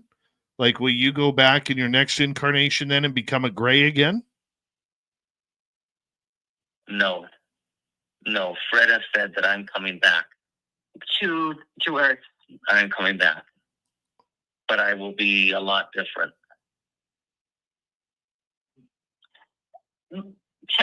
Chrissy, what? Yeah.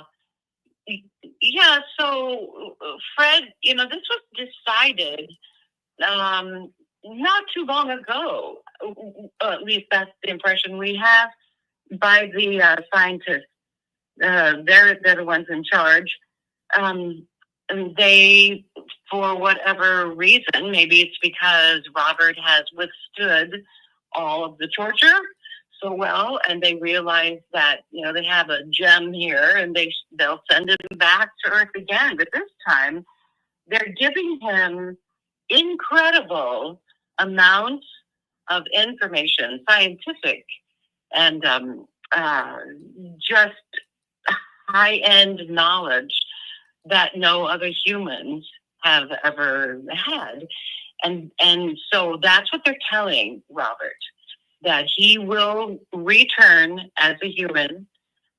Once he's died as Robert, they will have him come back as a human, and this time he will be super, super intelligent.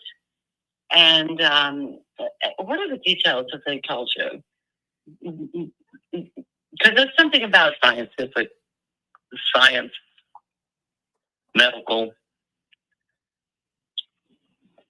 energy, how to produce cleaner energy. And I'm going to be the bridge between, so that they don't see extraterrestrials as the boogeyman. Right. I will be the bridge. My physical characteristics will be different, a little bit different. It'll be noticeable. But let me tell about the tall, dark, and handsome. She's going to tell you something that.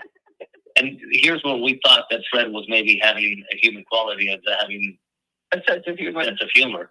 Oh, so Robert had said to me, just ask Fred if they could just please, the next time I'm here on the planet, make me tall, dark, and handsome.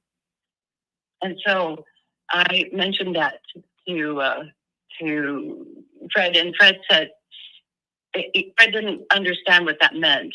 And so more than once, Fred has referred to that. He'll say, why is it that Robert wants to be tall, dark, and handsome? Oh, shit. I keep telling him. What does that mean? What does that mean, tall, dark, and handsome? And why would he want to be tall, dark, and handsome? So I explained to Fred that that's the ideal in our society for a male. Physical attributes, huh? Yeah, the physical attributes, tall, dark, and handsome. And so we get a kick out of that. I think we got time for one or two more questions here. Let's go to Jules. Robert, do you know when in the human timeline you were abducting people as a gray?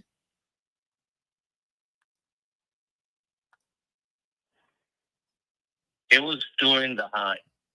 Well, if you've lived 1600 cycles, 14 to 1600 years. So 3 times 800 is 2400. Yeah. So the 16 and the 2, and then the third is 24. So how long ago would that be that he was first made, if this is a robot? What was the question? Just how long, what year, what time? years on the human timeline were you abducting people? Yeah, well, ever since 2,400 years ago. 2,400 years. So BC and AD. Wow. That's so awesome. Yeah, what we described, Kryste took me back as when I was in gray form, and I described what the people looked like, where they lived, and what we were teaching them. We were teaching them engineering, science, just about everything. And what did they live in? Do you remember that? The huts. They lived in huts. The hierarchy had jewelry. They had animal skin clothing, where the normal people had cloth. Only the hierarchy had, and we would only speak to the hierarchy. And I had told Kryste, as the gray, now I know what it is to be a god. They look at us and revere us as gods. So this was before modern times. And I described what they looked like. I described the place we were at. It was the Yucatan Peninsula. And I also described how blue the water was on that side. Didn't I, Kryste? Mm-hmm. Yes. Fascinated by the color of the water because it's so different from the planet. Our satellite planet didn't have water like that. It was murky. And I was fascinated how blue it was. How blue this water is. This water on the earth was. Mm-hmm. We got time for one more question here, guys. And let's go to T-Bone here. What is your nutritional consumption as a gray compared to as a human? It was a porridge substance. And we only have a small slit for a mouth and 2 little slits for a nose. We would consume this porridge. I described it under hypnosis, right, as kind of thick, like oatmeal type. And it had everything that we needed. We didn't drink water. This sustained us. And it was once a day, huh? Once a day. That's all we had. The taller grays only associated, we ate together, where the smaller ones, they ate by themselves. The scientists? The scientists, yeah. As a human, Robert is a great cook. And so he eats quite well and enjoys everything that he cooks and eats. So, yeah, that's the comparison. But as a gray, that's all we ate, and it was in liquid form. Oh, you need some hot sauce in there. Let me tell you. Yeah. Some hot peppers. Kryste, I want to say a big thank you for coming on Spaced Out Radio and introducing us to Robert. I want to continue this story and see how it goes in the future as you guys delve more and more into this. Where can people find your work? So I work as a hypnotherapist on Zoom and in person. And if you're interested in scheduling an appointment for hypnosis for any reason whatsoever, I can be contacted through my email, which is my name, Kryste, which is spelled Kryste, Andrews at gmail.com. All right. You can look me up you can also look me up on. You're listening to Spaced Out Radio with your host, Dave Scott.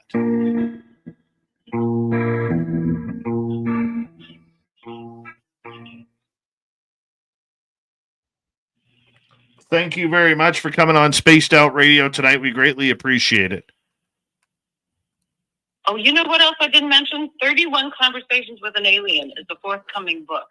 Awesome. So, awesome. Yeah. Thank you very much. Robert, great to meet you. And thank you to your listeners. Thank you for making this a great show tonight. We'll see you later. All right. Bye now. Bye. We got to bring them back on. Have to bring them back. That's good woo right there, people. That is good woo. If you've been looking for a woo fix, this one will inject in you like a good wooerin. This is a good wooerin. That's right. Oh, God, that was good. Oh.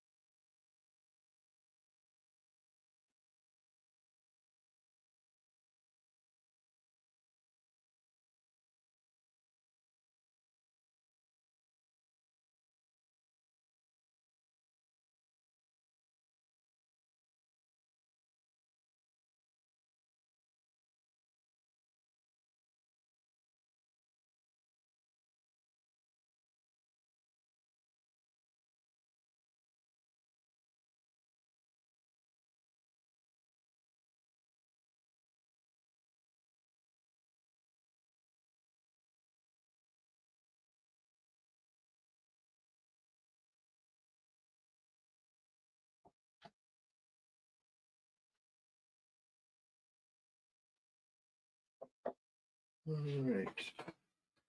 Let's get you a link here.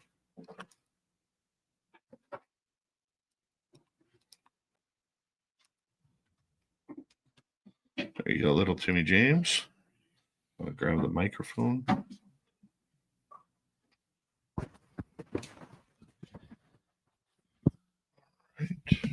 That was a good show. Lots of woo there. Lots of good woo.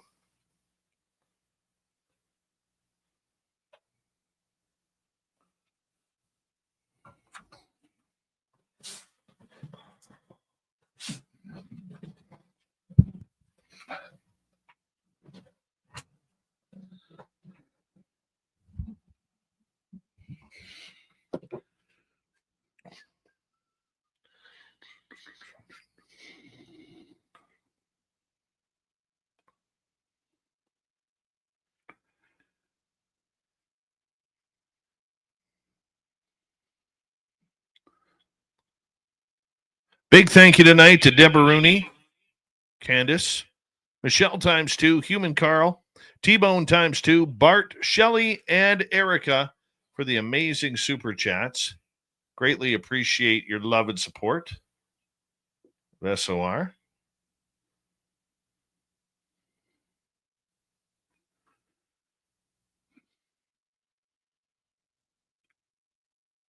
Wish I could mute this.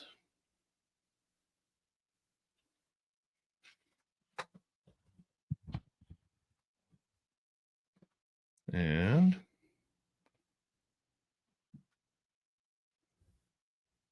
That way. yeah. Here we go.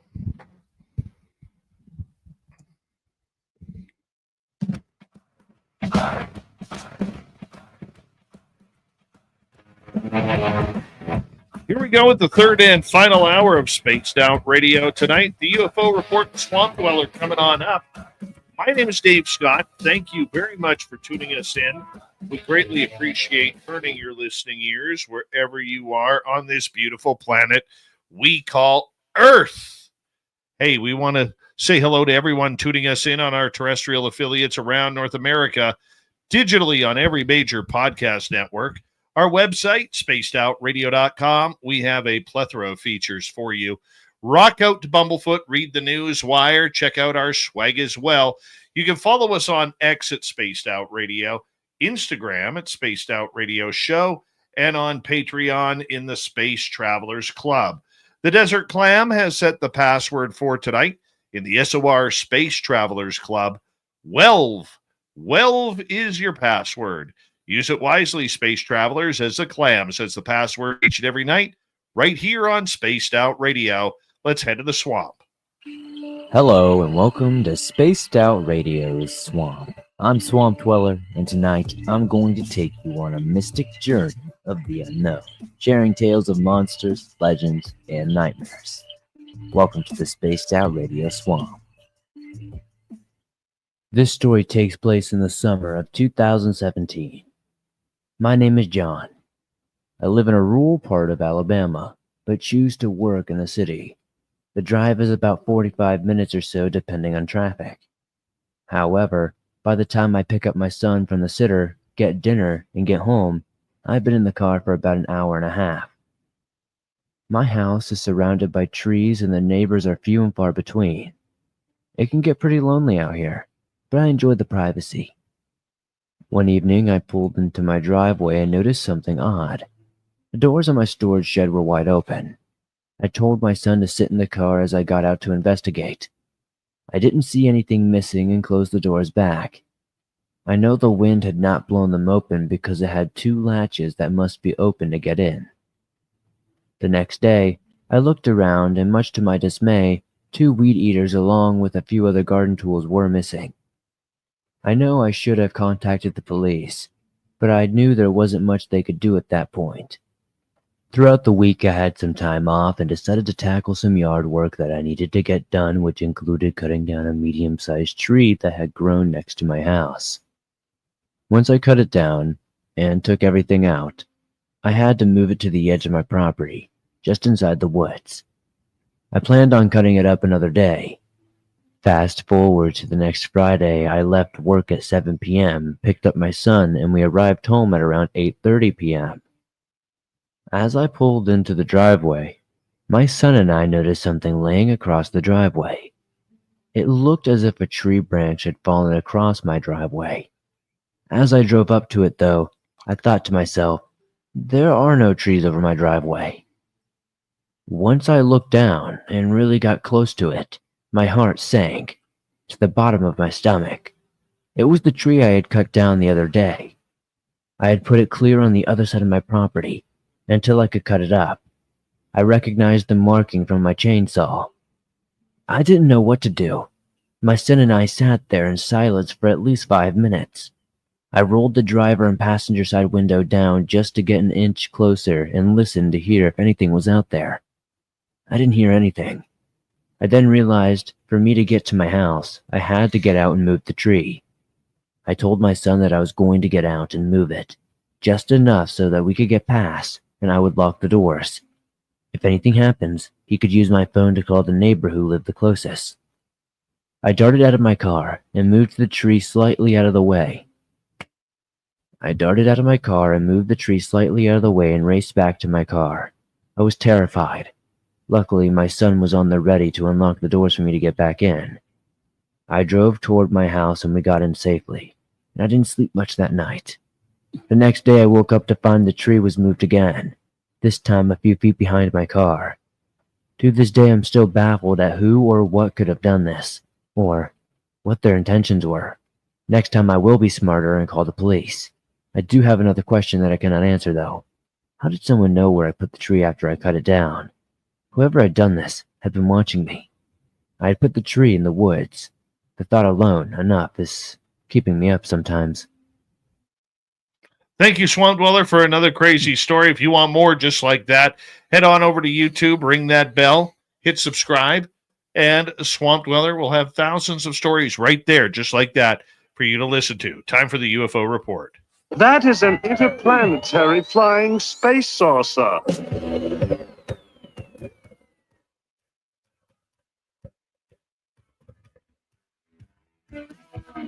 You have made me very angry.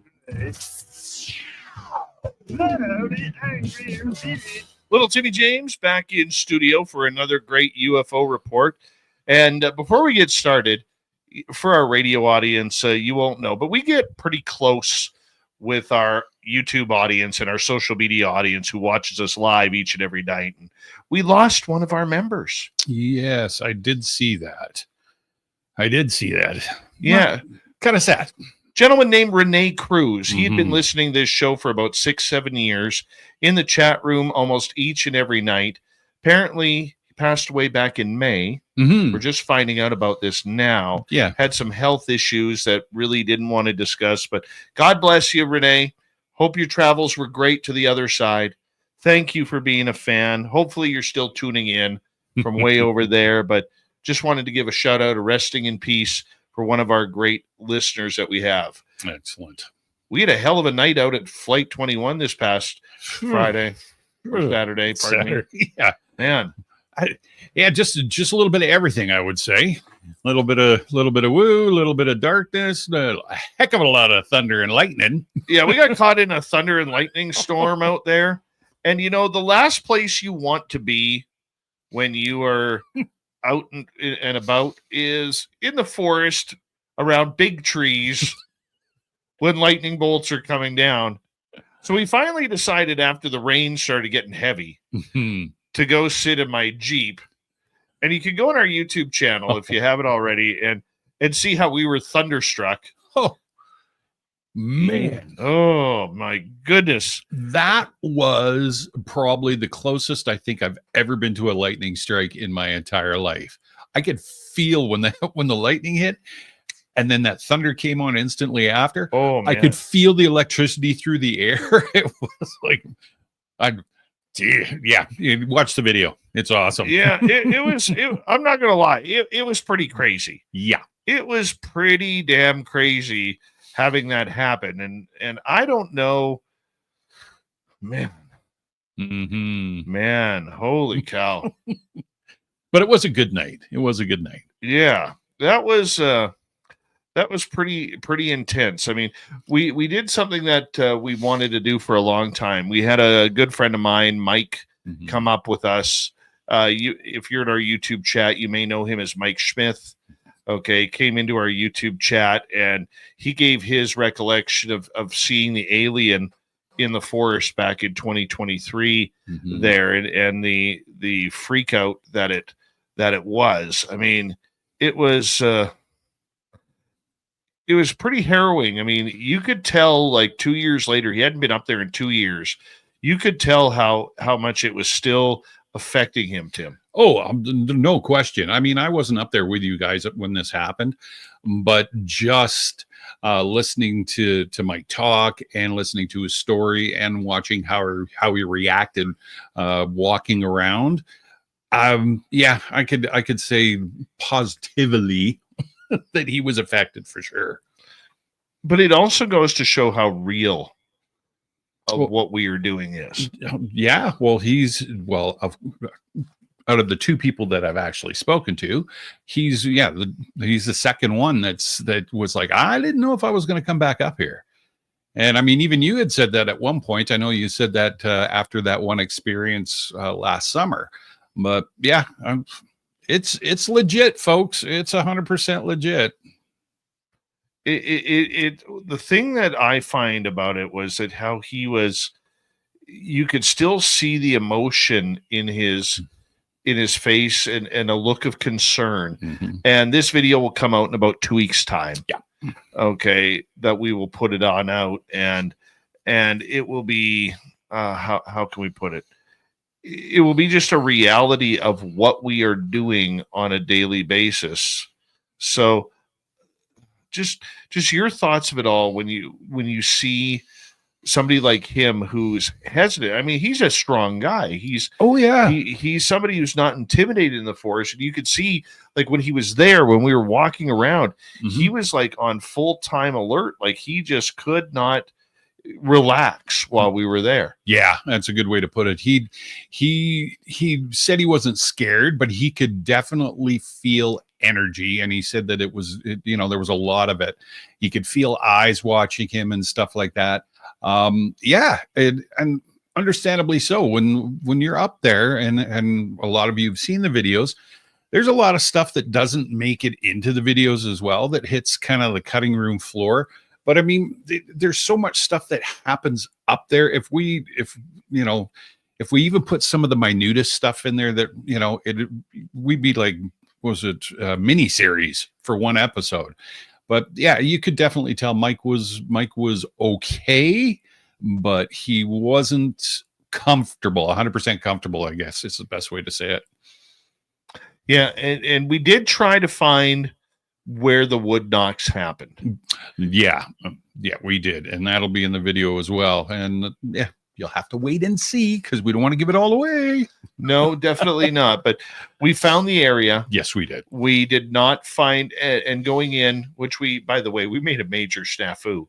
Did we? We did. Let's see if you can remember. When we were walking in? No, we said we were going to call Robin after the show. Oh, yeah, we still haven't called Robin after the show. I actually texted her. Oh, did you to apologize? I blamed you. Yeah, okay, good. Yeah, I blamed you. But we were supposed to call Robin Haynes before the show. But, Robin basically said, we're not going to find the place. She goes, you'll find the area. You will not find you won't find a club on the ground. You're not going to find anything. And we searched for quite a while trying to find any tree that was either standing or on the ground that had any sort of marking on it of being swatted or beaten or trying to find something on the ground that looked like a club. We couldn't find anything. And in all fairness, we didn't pick the low-hanging fruit. We didn't just kind of, you'll see in the video, like we did some bushwhacking, for lack of a better term, to get to some of those trees where Dave heard the noise. And yeah, we're talking some serious old growth back in there, right? So you've got a lot of palliated woodpecker damage and stuff as well. So you try to differentiate between that and possibly where something may have hit a tree. But yeah, we went back there and we dug deep and couldn't see anything. We didn't even find any prints or anything like that. So quite mossy and wet back there too as well. So Yeah. What do you got for us on the UFO report tonight? well, let's see. We can start off with Jeremy Corbell just wanted to clarify a few things because we talked about it last week. You've got the 313I Atlas meteor or whatever the heck it is coming towards Earth. And Jeremy Corbell had said in January, he had said, don't believe anything that they tell you. This is what they're going to say. So he kind of went back and I think kind of redeeming himself a little bit. So in the beginning of August, Jeremy Corbell appeared on the Jimmy Dore Show to discuss the interstellar object 3I Atlas, which astronomers identified at the beginning of July as a comet speeding through the solar system at over 130,000 miles an hour. In their interview, Corbell revisited his earlier claim from January, where he warned of government-orchestrated deception tied to a supposed extraterrestrial craft arriving in 2027. A narrative he linked to Project Bluebeam, a conspiracy theory alleging staged alien events to manipulate public perception. So Corbell had previously asserted, you're going to be told that there are craft on its way to Earth. That 100% is the lie that you're going to be told. He suggested his narrative stemmed from a classified 1970s document and was intended to mislead the public, potentially to justify control measures or distract from other issues. However, in this recent interview, Corbell introduced doubt about his earlier prediction, stating, maybe not this time, signaling a shift in his stance regarding the 3I Atlas as the subject of the alleged deception. He elaborated, I know what's out there, this idea of a craft coming, but I'm not saying the 3I Atlas is definitively that lie. Maybe I got it wrong. The truth has a way of slipping through, and I'm just trying to piece it together, Corbell emphasized the need for skepticism, urging viewers to question official narratives about the object. We've got this thing 7 miles wide barreling through. NASA says it's a comet, no threat. But you got to ask, what's the full picture? Why the rush to label it, he said.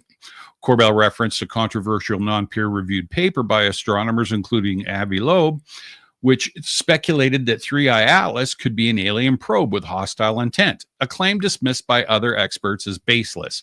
He noted, I'm not saying Loeb's right, but it's interesting. Why are we even having this conversation? Something's up, and I don't trust the quick dismissal. Despite his early warnings, Corbell now appeared to backtrack, suggesting that the 3I Atlas narrative may not align with the deception he predicted. If it's not this, then what? The lie could still be coming. I just don't know if this is it, he said. The interview underscored Corbell's ongoing call for transparency. People deserve the truth, not stories spun to control them, he insisted, while acknowledging the uncertainty surrounding the 3I Atlas.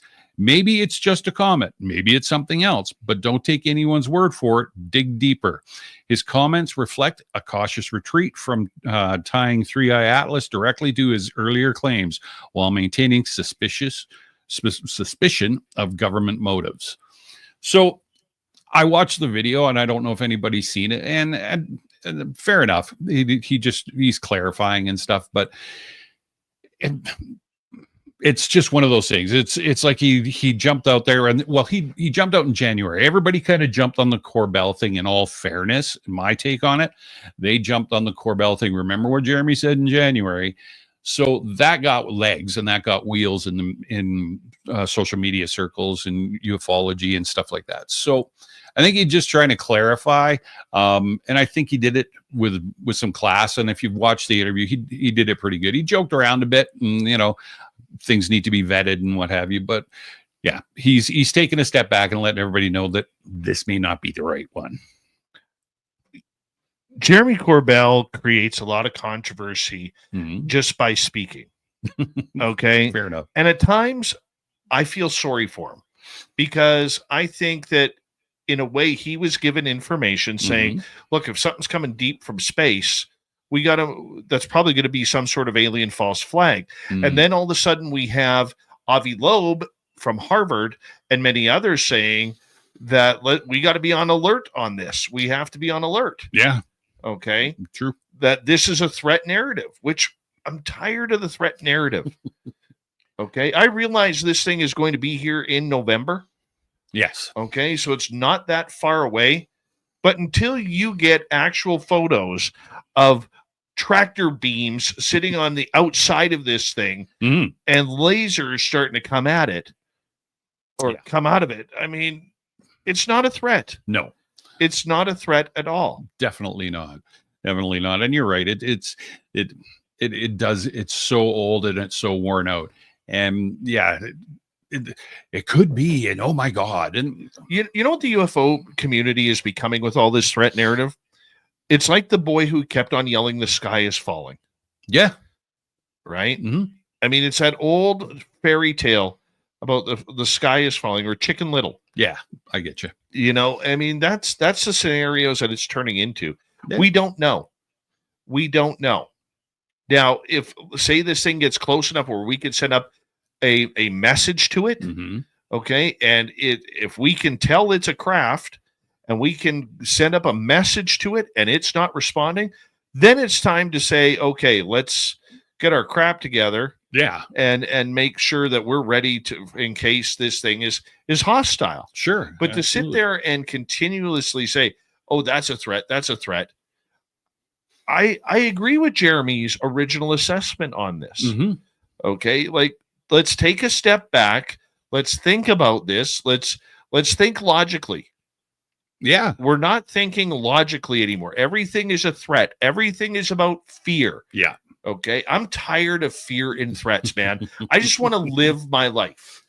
No, I get you. And but that's the whole thing, right? That's the control. I mean, we could get into this now, but that's where the control stems from, right? If they can instill fear, then there's control. And that's kind of one of their MOs, right? They don't want to lose control. And we're talking about, 3-letter agencies and all that sort of stuff. They don't want to lose control. They want to dictate how this works because, as we know, they've got stuff that we know that they've got. And there's so much, such a huge can of worms, right? Lose control of the narrative, lose control of actually what's going on and people finding out what they've got going on at their secret bases. Yeah, it's control. It's simple. Well, and the thing is, I just want to mention this too, because Jeremy Corbell has a lot of haters more than he does people who are actually like him. And I hate to say that because I've always got along with Jeremy. Okay. I mean, do we talk every day? No. Do we talk every month? No. Have I talked to him in the last year and a half? Once. And that was via text message. Okay. But the point that I'm getting at is,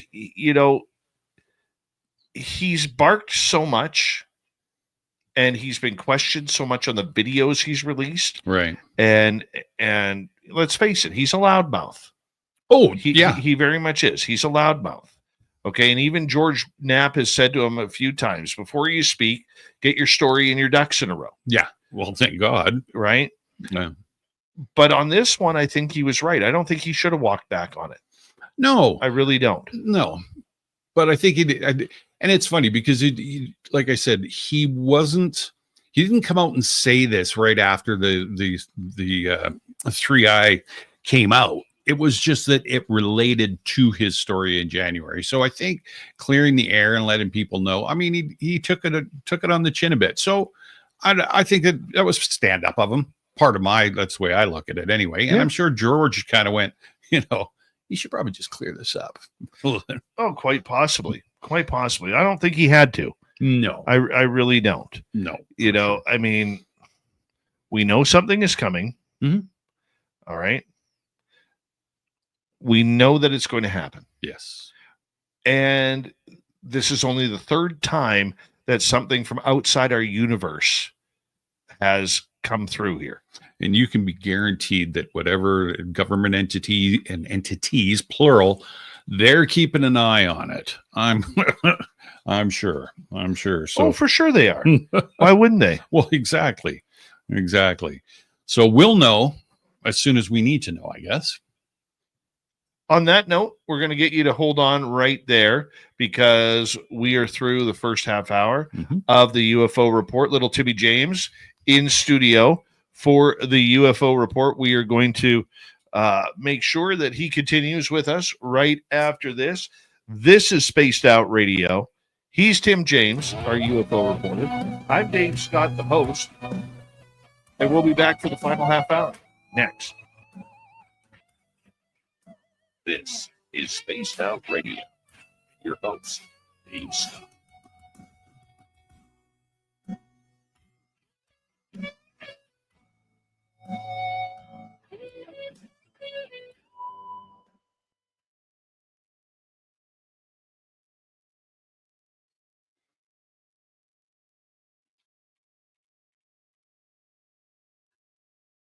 Hi, Blue Cruz. How you doing? T-Bone got asked today, what is a ULP? Right on. I love it, man. I love it. Yeah. Good old Human Carl. Every time he's in the chat room, it's like, oh, God, there's Human Carl. I love him. I love him. And what is it? There's Deb. She's being naughty. Naughty No, Deb. Naughty Deb. Naughty Debaroni. You naughty. There she is. Oh. One time, true story. Hmm? You know, as many of you know, I absolutely hate soccer. Hate it. He loves it. We watch it every Saturday. No, we don't. You don't even lie. Premier League all day long. That's horrible. You know, we're supposed to be friends here, right? Go ahead. So Sorry. I'm one day I'm reading my sportscast, and my sports director, Rary, calls me up right afterwards. Dave, that's how he talked.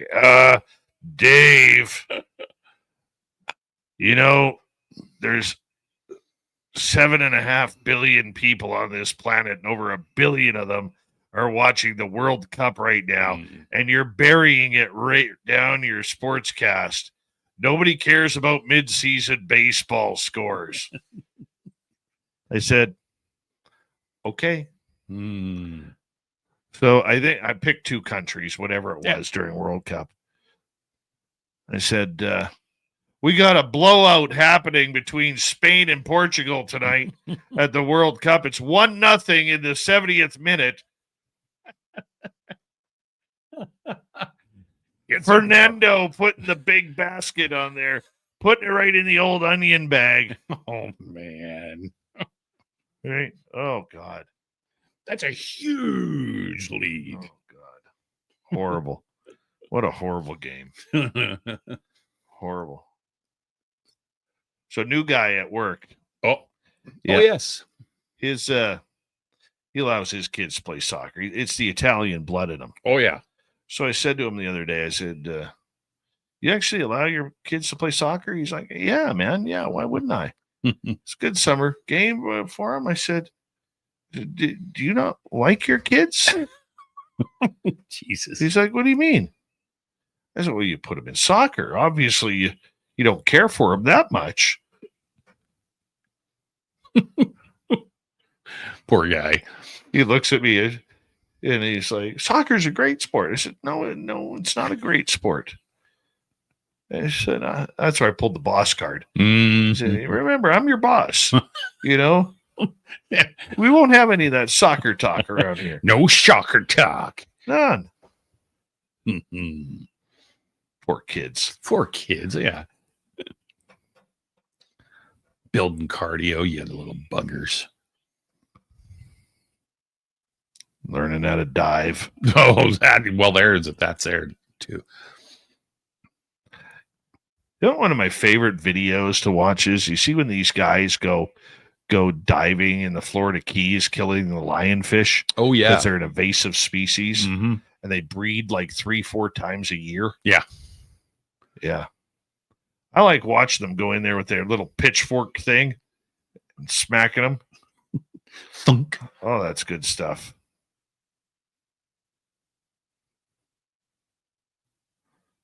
Right.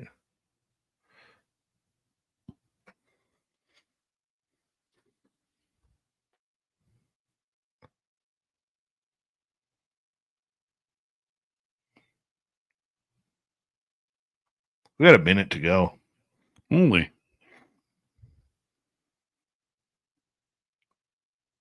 Well, give us time for a quick nap.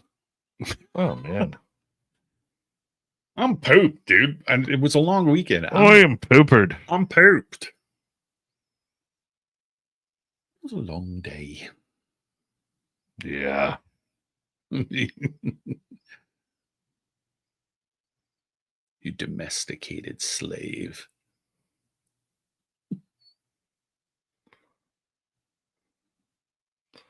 Thank you tonight to Deborah Rooney ×2, T-Bone ×2, Michelle ×2, Shelly, Erica, Human Carl, Bart, Candace. Thank you for your love and your great super chats. Greatly appreciate it. Thank you very much. Don't forget, you can also become a member on our Spaced Out Radio YouTube channel. You can join our, what's that other one called? Patreon. Yeah, that thing. And don't forget to shop at our Spaced Out Radio store. We do not have ugly swag, people. No ugly swag, so make sure you check it on out. Here we go.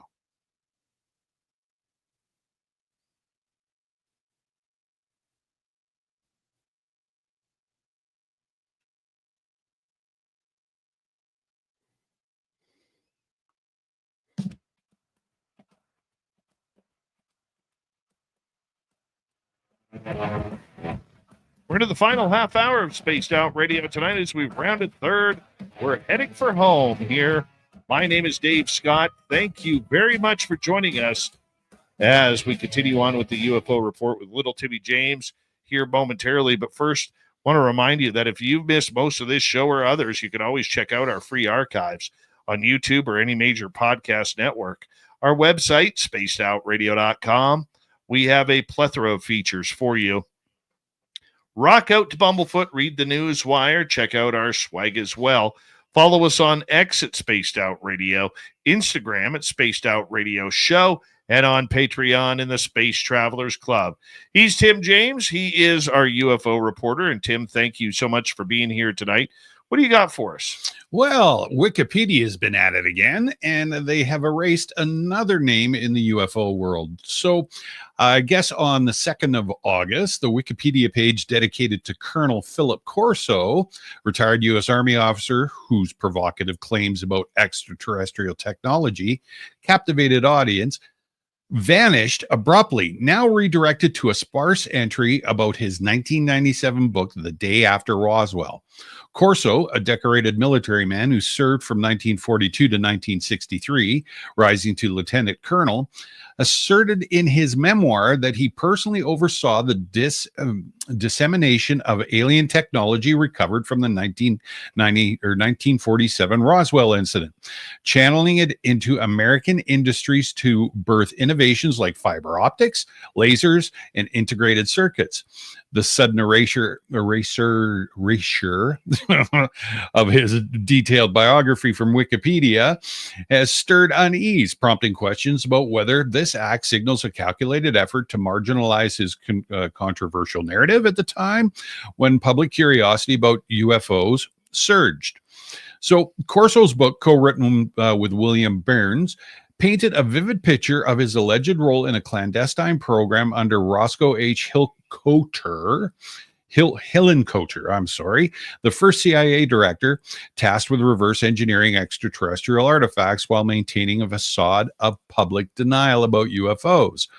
His military credentials, spanning Army intelligence in Europe during World War II, advising on prisoner of war interrogations in the Korean War, and serving on President Eisenhower's National Security Council from 1953 to 1957, lent a veneer of credibility to his extraordinary claims.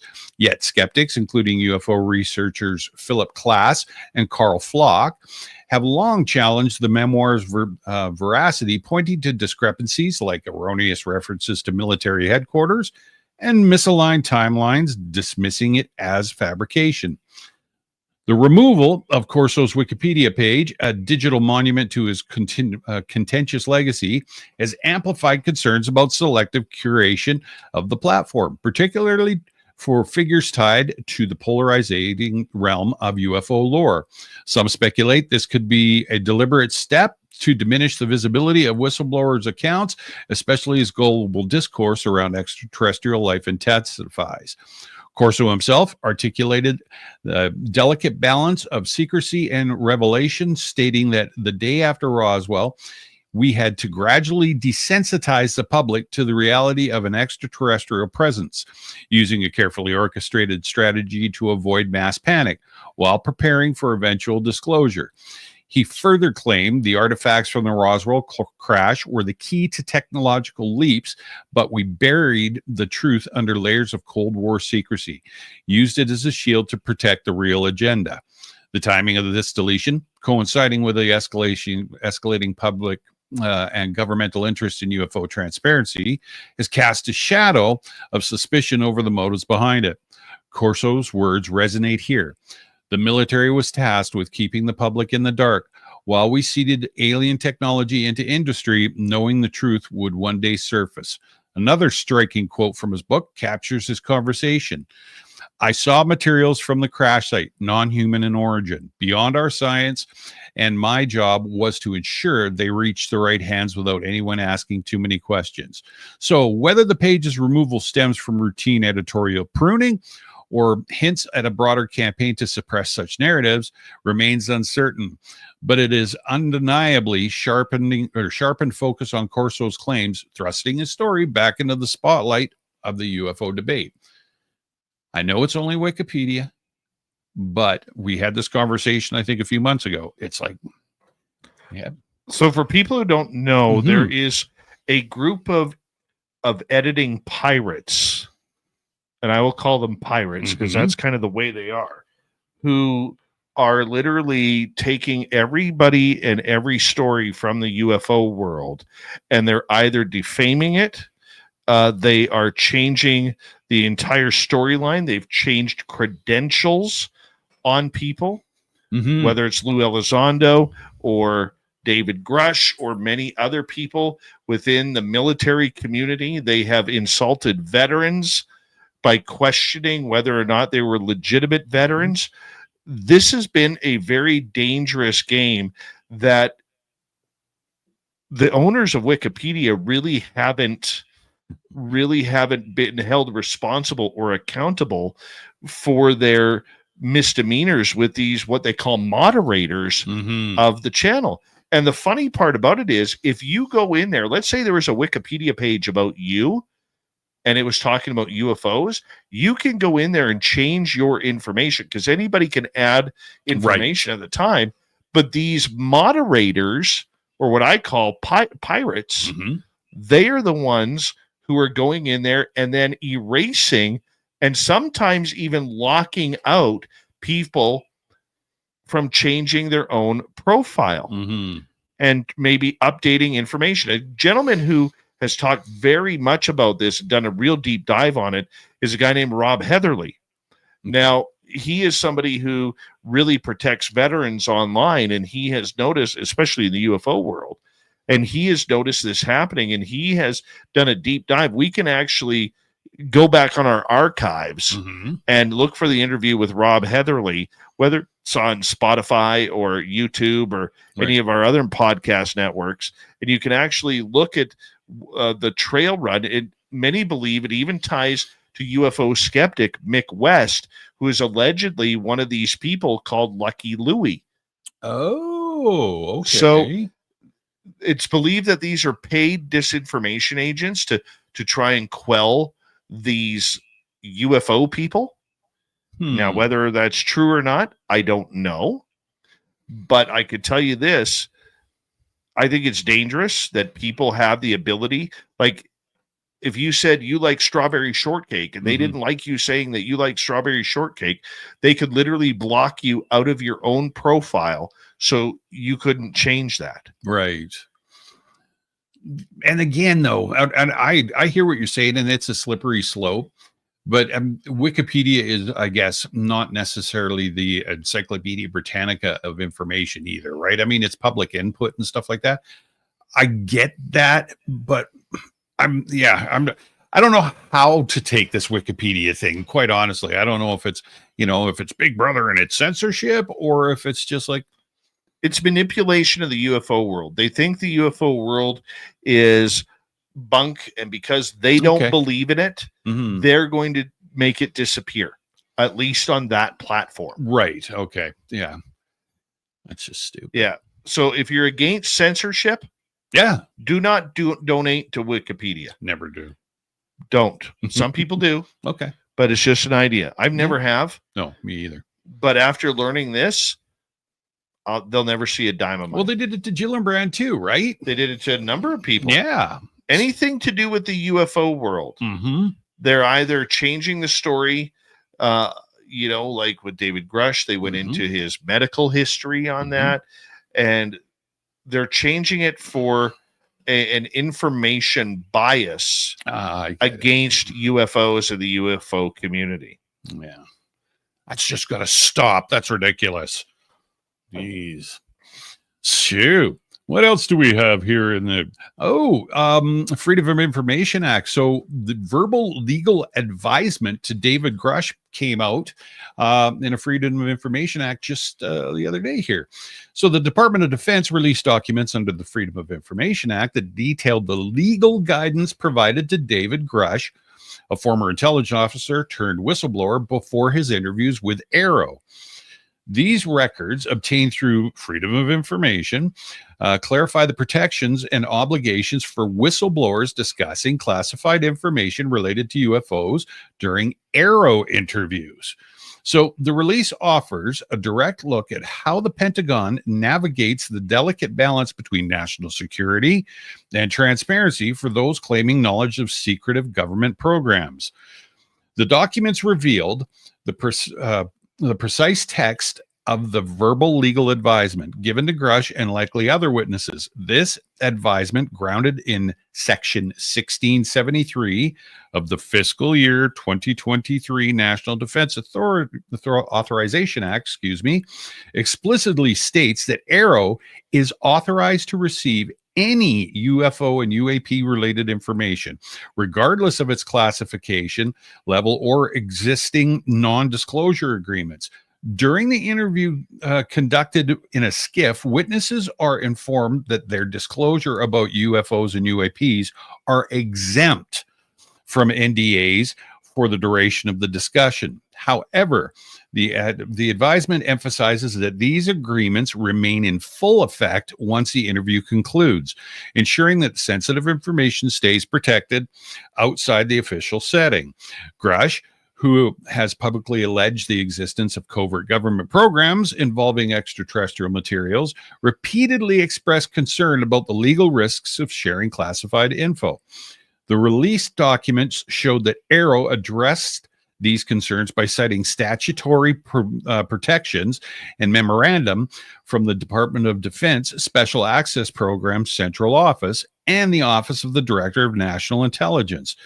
These memos confirm that individuals with access to UFO and UAP related information, even if bound by NDAs or tied to special access programs, can share it with Arrow without violating their agreements. Despite these assurances, Grush declined a scheduled meeting in November of 2023, citing unresolved worries about exposing non-UFO and UAP classified activities that might be intertwined with his claims. The advisement also warns witness of potential consequences for providing false references and information, which carries criminal penalties for knowingly making false statements. Additionally, withholding or falsifying information could jeopardize a witness's security clearance or federal employment. This dual approach, offering protection while reinforcing accountability, reflects the Pentagon's effort to encourage truthful disclosure while safeguarding national security. The release of these documents addresses longstanding questions about the guidance given to whistleblowers like Grush. It confirms that Arrow's framework allows for open discussion of UFO and UAP related information during official interviews, backed by legal protections. However, Grush's hesitation suggests a broader issue. Even with clear assurances, some whistleblowers remain wary of navigating the complex web of classified programs and legal obligations. The documents, while shedding light on the process, leave open questions about why Grush and others might still feel unprotected despite statutory safeguards. I'm like, that sounds like a bedtime story. I was talking to Science Bob about this. Oh, okay, cool. Earlier on today. Right on. And he was saying that the U.S. government has real issues right now with this whistleblower protection. Okay. Nobody is coming out. They want to have people come out. There are people who want to come out about this, but the problem that they're having is there are so many loopholes within this whistleblower protection. Right. You know, it is causing these guys to say, there is no way I'm putting my career on the line for this. They are not doing it. They're not going to get the people that they want. Sure, they may get one or two. Yeah. But you want the high level guys. You want the people who are literally working on the craft right now. You want the ones who are reverse engineering or have seen them take aliens into test tubes, human-sized test tubes, and taken them off to some base. You want to be the person who flew the craft inside a C5 Galaxy, okay, True. like Jim Goodall did with the SR-71. Yeah. And you took that UFO to some base, in Nevada or Ohio or wherever it may be. Those guys are not coming out, okay? They're not going to, because their jobs, their lives, their pensions, jail time, everything is on the line with that. Yeah. And let's also be frank. The way these people are shut down by their DOPSR approvals, which is having to have everything approved of what you can and cannot talk about, holds back all the juice anyways. They can't sit there and say that. So we're damned if we do and damned if we don't. This is why over the last couple of months, not to reiterate, but I've been telling our listeners out there, the whistleblowers that have come out already, they're not whistleblowers. They are eyewitnesses. Sure. They are experiencers, but they are not whistleblowers. No. And it seems so. That's why I said a bedtime story. So my reference to that is I agree with what you're saying, and there's so much concern and stuff, but this seems so cut and dried. Hey, don't worry about it. We know you got NDAs. You can come into the secret, quiet little room. You can tell us everything you know, and then walk out the door. No problem, no issues, and just keep your mouth shut around the public and people that don't have clearance. That seems pretty straightforward. Okay, but you're right. It's like, why is there so much reluctance? Has it got something to do with trust? Well, and that's the big thing. But it also has. It's not. Is it so much about trust, Tim, or is it more about the fear that somebody may give it up? Right. That is the other one. It's the fear of whether or not Tim James, who worked at Area 51, is going to give up the secrets that out at S4 there was an actual base to confirm Bob Lazar's story. Right. Okay. Right. I mean, there are things that they don't want out there. Yeah. And they're going to do whatever they can to stop it. Makes sense, I suppose. Yeah. Different. It just seems so easy and so welcoming. We got 3.5 minutes left. What do you got for us? Oh, let's see here. Former Marine shares an account of 1997 UFO encounter in Peru.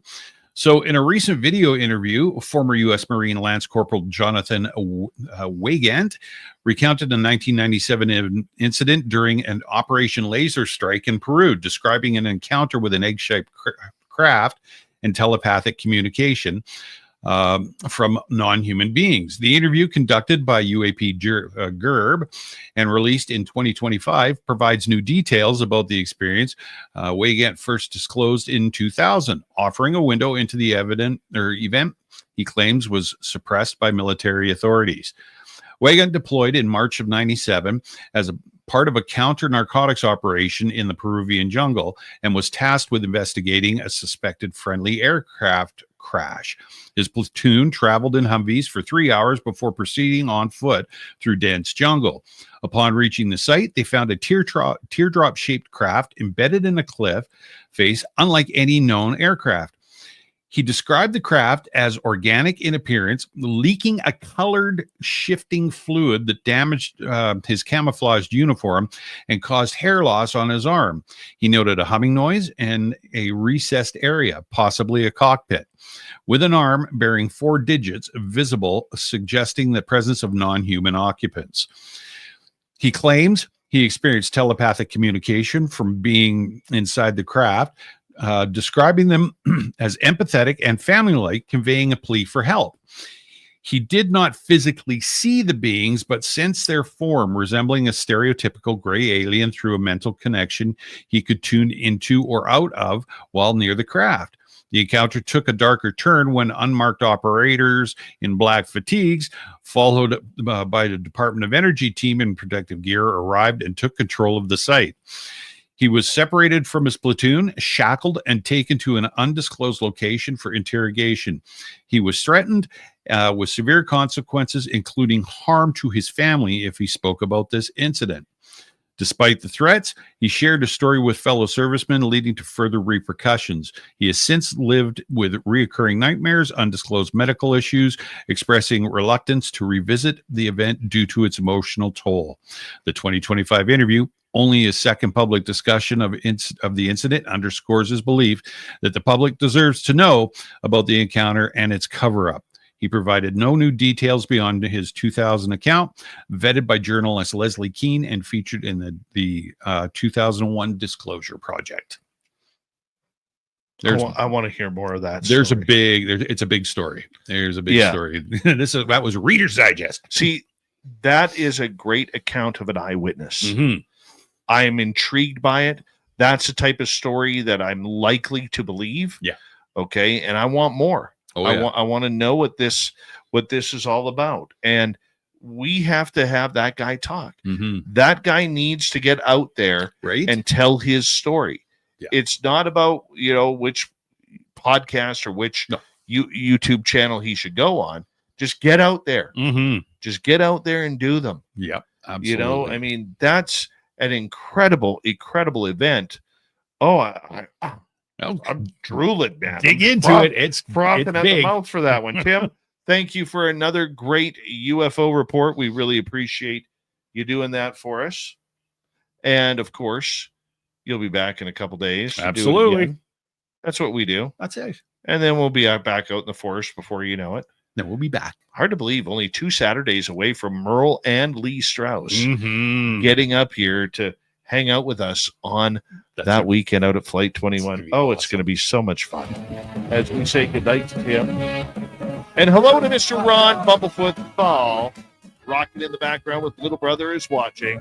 Bumblefoot is the official music of Spaced Out Radio, rocking us in and out of every single show.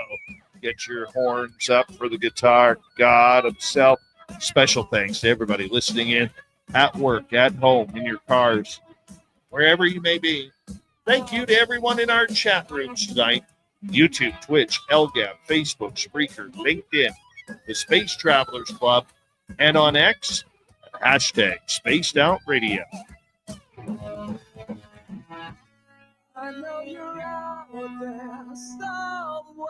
Remember, this show is copyright by Spaced Out Radio at Bigfoot Broadcasting Limited. Thank you so much for choosing to share your evening with us, because together, my friends, we're watching. We own the night. Mr. Bumblefoot, we need a favor. We need you to take us home.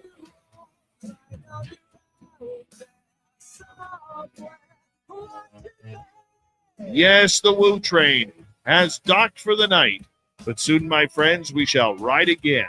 Your seats are always available. Your tickets never expire. And if you want to bring a friend, we've got room for them too. Good night, everybody.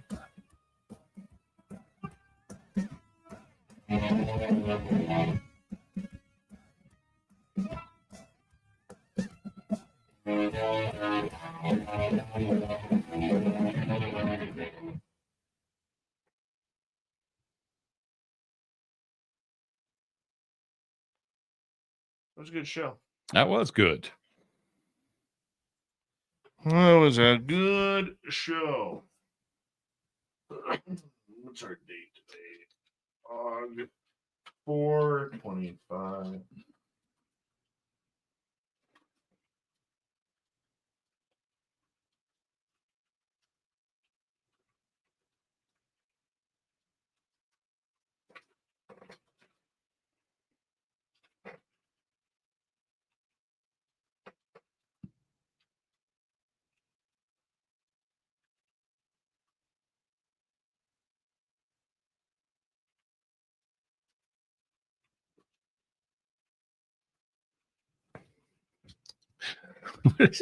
Okay, hobos, train is deboarding.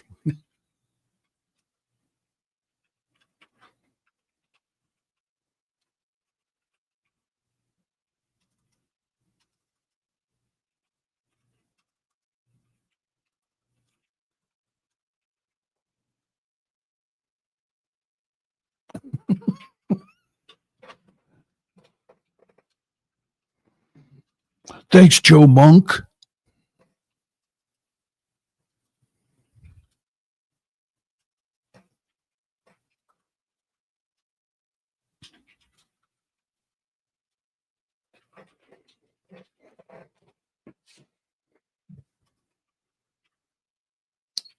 So I got a message from Joe tonight. He DM'd me, and his mom was screaming at the TV when she watched our latest episode. That turn around and look behind you. I was like, okay. And they heard different. They heard when you said apparently nothing to see here. When you said Chief, you got Chief Wiggins. Chief Wiggum. Yeah. If you listen to it, Joe says that you can hear somebody. Nothing to see here. He says you can hear it. Really? Yeah. Him and his mom heard it. I was like, okay, I missed that. That's why we do it. Yeah, exactly. I still can't believe that freaking lightning bolt, man. That was brutal. Okay, Tim, take off your shirt. Oh, Deb, I don't want to make you sick. You haven't seen this video yet. Turn your sound up. Well, no, this YouTube doesn't work. Oh, hold on. Let me try this. I think there's a way. I don't think we'll get sound. Hold on. I'll try it.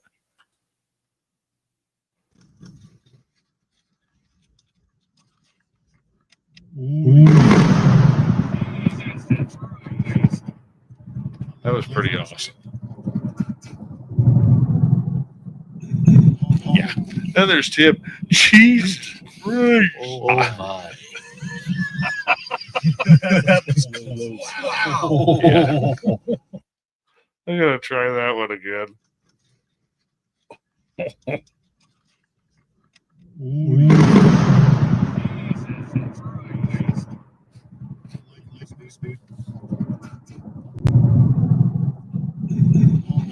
At least we found the tree where it hit. Yeah. Oh Like drove right over it. Literally drove right over it. One more time.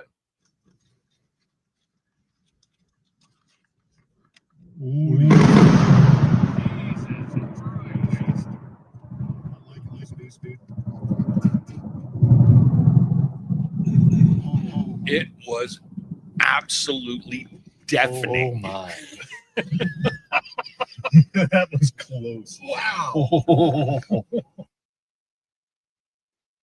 Yeah. Imagine being able to build anything just by thinking about it. Meet base. Yeah, that was crazy. Yeah, I could feel and you could feel it. I don't know about you, but I could feel the static through the whole Jeep when it went. It was like, oh yeah. Man. You could smell the ozone. Yeah. You could smell the mothballs coming out of Joe Monk's Uggs after that one. Yeah. Like I said, I've never been that close to that before. Oh, that was bad. Mm-hmm. Mm-hmm.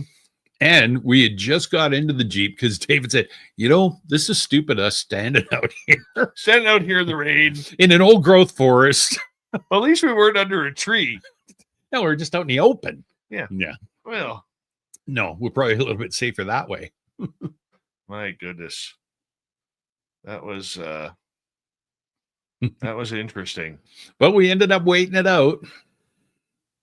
We totally did. And I'm okay with that. Oh, yeah. Yep, because that's what we do in order to get a video for you guys. Yeah. It literally killed about 35 minutes of filming, 40 minutes of filming. Easily. But that's okay.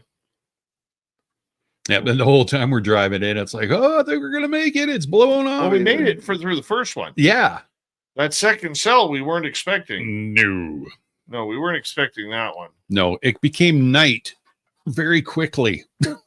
Oh, my goodness. Did it ever? I really thought we would find the spot, though. Oh, for the wood knocking? Mm-hmm. I think we did. We just didn't recognize it. You know what I mean? Obviously, one of those. It had to be in one of those trees.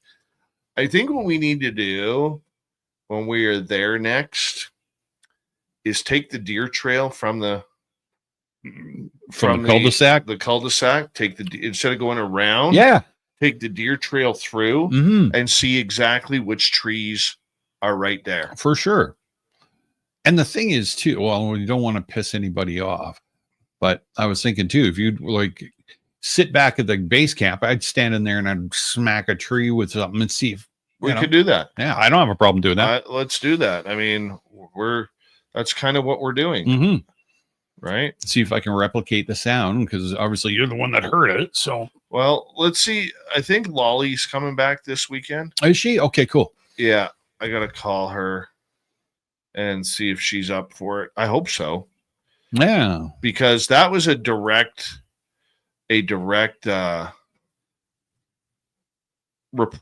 reply to her song. Mm-hmm. It really was. Yeah, for sure.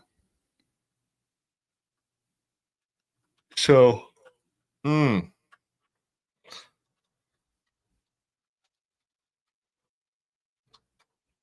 I think that's a good idea.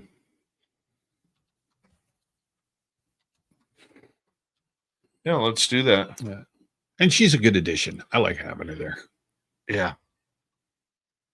Yeah, I think she's going to be really good. Mm-hmm. And we did learn the lesson when she is drumming and singing next time to take the microphone away. Yeah. And apparently I got to move my microphone down because of my breathing, because I was all stuffy because it was muggy and it was breathing through my mouth rather than my nose. All you hear is Davis. Oh my God. Yeah, but it was only for a bit, and then you quieted down. But I was like, my God, dude, I'm wearing headphones while I'm editing. You could have pointed that out to me. Dave, quit breathing. Yeah. I can't. My friend's down. You told me to quit breathing. I may just put the microphone on my hat. Yeah, or something like that, or up on your collar or something, whatever. Yeah. Thanks for telling me, Tim. Hey, I moved mine down too, because I noticed that I was doing the same thing. It's like, yep. Have it down there, right at my pants there. I'm not trying to get you excited when I say that, Deb. Yeah, relax, Deb. Relax, Deb. We're going into the fart zone, not the other side.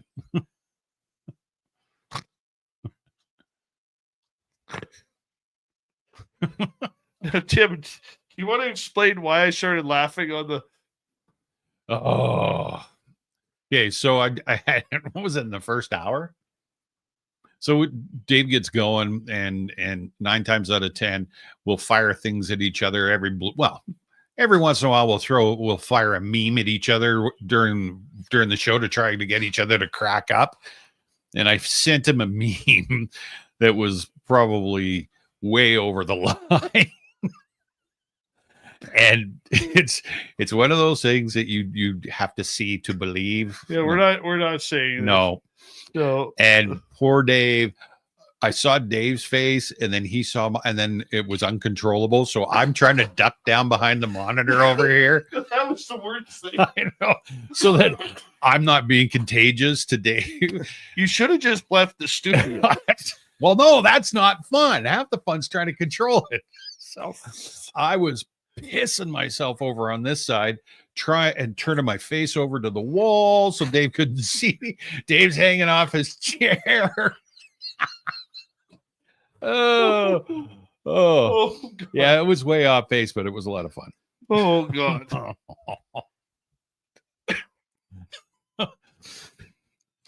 Yeah, there's lots of weird stuff that go on in here.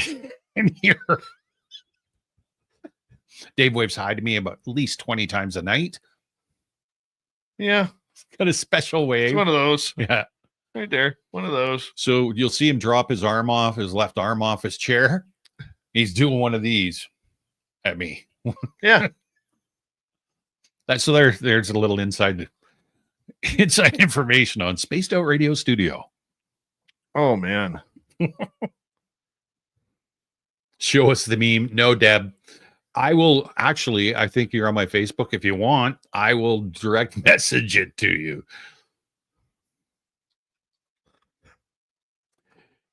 It's horrible. It is. It's horrible, but it's so I funny. would recommend that you don't. No offense, Deb. Yeah. We are a media outlet. Mm-hmm. You know? Oh, my goodness. That's not fair. You can't say that and then not show us. Yeah, I can. Yes, you can. It's called safety for the business. Mm-hmm. Oh, my goodness. Lisa Davey, how are you? Yeah. Lolly was incredible. The Doug Shelby. Or pardon me, Walter. Yeah. Yeah. Lolly's singing was incredible. And being there and when she's doing it, like, I mean, it obviously it's so powerful. It was like the whole area just got electric. Yeah. I couldn't even explain it. That's the first time I've ever had that. And it was fantastic. It literally changed the energy of the entire area. Like the energy was very calm and very just kind of all over the place. Like you could barely pick it up. Yeah. And then she started singing, and it was like every spirit in that forest came around us. And all of a sudden it got real heavy, but not like scary heavy, but it was just like they were all standing there enjoying this moment. And I thought it was absolutely great. Yeah, it was. I cannot wait to do it again. And then, like I said, I wish I knew I should have been filming when that tree knock happened. Well, can't be on the ball with all of it. That's just the thing. You went up there and I couldn't make it. And I know that you said that it was going to be a spiritual thing. Let's just make it, let's reconnect, let's ground out. And that was a great idea. So you weren't filming because that wasn't your intent when you went up there. So, I can't blame you for that one. No, I know, but I mean, I get you. I get it. Dude, it was right there. I mean, Tim, you saw the area from proximity. What we need to do is, we need to get a laser. I have a laser pointer. Yes. I think you have one too. I think I do. I have a laser pointer somewhere. And I think what we need to do is maybe put that laser pointer from base camp through the trees to try and see where it reflects off of. Sure. We should try that. I got people coming up to me now, sending me messages. What are you trying next up there? Right on. That's awesome. Yeah. It's turning into something that I never thought, that I didn't know what direction we were going really anyway, besides what the base that you had laid out. But yeah, this is really exciting. You gotta realize for us young and old guys in our group, that's all. Yeah, go ahead. Hold on, I have to find. See if he said that. If he said that, we're gonna make an edit, a short on that for YouTube. Oh, Robert. Yeah. Yes. Oh shit! I went too far. Oh, Hold shit. on a second here. I totally just remembered that. I'm like, oh yeah, I gotta make that edit. I just totally went too far. Right. Yeah, I'm pretty sure he said. Well, we're gonna find out here Mhm. momentarily. Momentarily. What am I doing here? It sucks having to go back to work tomorrow. Yeah, I really don't want to. I'm a lone guy tomorrow. Oh yeah, so am I. Everybody's gone on holidays. No, just management. Yeah, everybody's gone on holidays, except for me. Good. Then you can sneak out and get me an ice cap for once. I can just lock up and leave when I want. Well, that's nice too. Where were you? I had to go check the mail. I had to go to the bank. I just quickly cut this next one here and then go back to those. Since I'm right here. What number was that? That would have been number 4.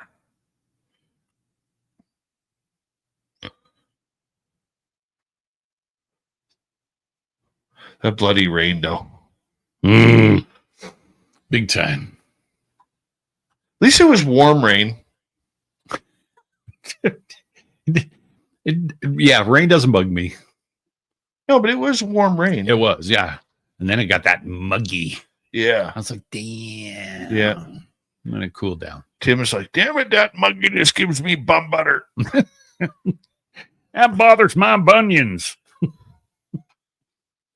I got home. I didn't realize how soaking wet I was. Me either. When I peeled off, I was like, God.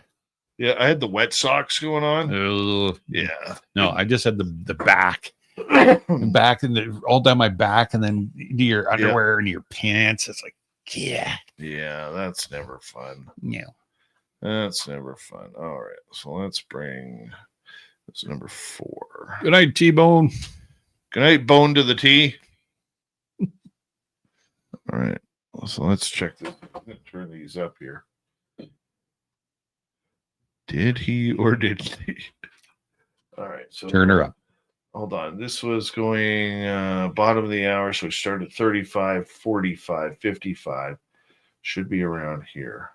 Because there's something about scientific science, medical energy, how to produce cleaner energy. And I'm going to be the bridge between so that they don't see extraterrestrials as the boogeyman. Right. That I will be the bridge. My physical characteristics will be different, a little bit different. It'll be noticeable. But let me tell him about the tall, dark, and handsome. She's going to tell you something that, and here's what we thought that Fred was maybe having a human quality of having a sense of humor. So Robert had said to me, just ask Fred if they could just please the next time I'm here on the planet, make me tall, dark, and handsome. And so I mentioned that to Fred, and Fred said Fred didn't understand what that meant. And so more than once, Fred has referred to that. He'll say, why is it that Robert wants to be tall, dark, and handsome? On shit, I keep telling him. What? Here we go. I keep telling him. What? I keep shit. I keep telling him. On a shit. On a shit. So that's cut. I keep telling him. What does that mean? What does that mean, tall, dark, and handsome? And why would he want to be tall, dark, and handsome? So I explained to Fred that that's the ideal in our society for a male. Physical attributes are. Yeah, the physical attributes, tall, dark, and handsome. And so we get a kick out of that. I think we got time for one All or right. two more No, questions we're here. Let's go. That sucks. So Tim, I was sure. Tim, you say it. What's that? Just say it. Oh, okay. What were we Well, looking for? so he dropped the shit bomb. So we both looked at each other and marked it. And then when she said, "Why does he want to be tall, dark, and handsome?" I heard her speaking, and I thought that he said, "And for because I want a big cock." Here's what we thought that Fred was maybe having a human. And I was like, "We better check that again." Fred said, Fred didn't understand. The next time I'm here on the planet, had said to me, just ask Fred if they could just please, the next time I'm here on the planet, make me tall, dark, and handsome. And so I mentioned that to Fred, and Fred said, Fred didn't understand what that meant. And so more than once, Fred has referred to that. He'll say, why is it that Robert wants to be tall, dark, and handsome? I keep telling him. What does that mean? What does that mean, tall, dark, and handsome? And why would he want to be tall, dark, and handsome? So I explained to Fred that that's the ideal in our society for a male. Physical attributes are. Yeah, the physical attributes. There it is. Tall, dark, and handsome. And so we got a kick out of it. Time for one or two more questions here. Let's go to Jewel. Energy. Because there's something about Scientific science, cleaner energy. They don't see. It'll be noticeable. But let me tell him about the tall, dark, and handsome. She's going to tell you something that. Anthony, just and here's what we thought that Fred was maybe having a human quality of having a sense of humor. Oh, so Robert had said to me, just ask Fred if they could just please, the next time I'm here on the planet, make me tall, dark, and handsome. And so I mentioned that to Fred, and Fred said, Fred didn't understand what that meant. And so more than once, Fred has referred to that. He'll say, but let me tell him about the tall, dark, and handsome. She's going to tell you something that, and here's what we thought that Fred was maybe having a human quality of having a sense of humor.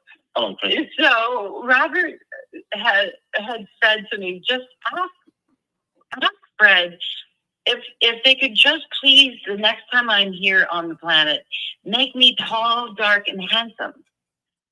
And so I mentioned that to Fred, and Fred said, Fred didn't understand what that meant.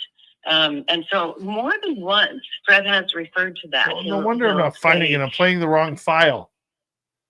What an idiot. Oh, Dave. Hold on a second. This is just wingnut bullshit here.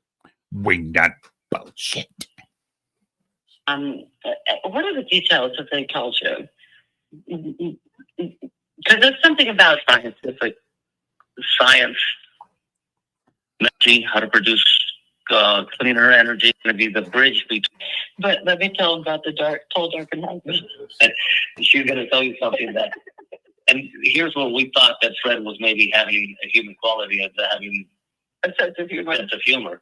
Oh, so Robert had said to me, just ask Fred if they could just please, the next time I'm here on the planet, make me tall, dark, and handsome. And so I mentioned that to Fred, and Fred said, Fred didn't understand what that meant. And so more than once, Fred has referred to that. He'll say, why is it that Robert wants to be tall, dark, and handsome? Shit, I keep telling him. Shit.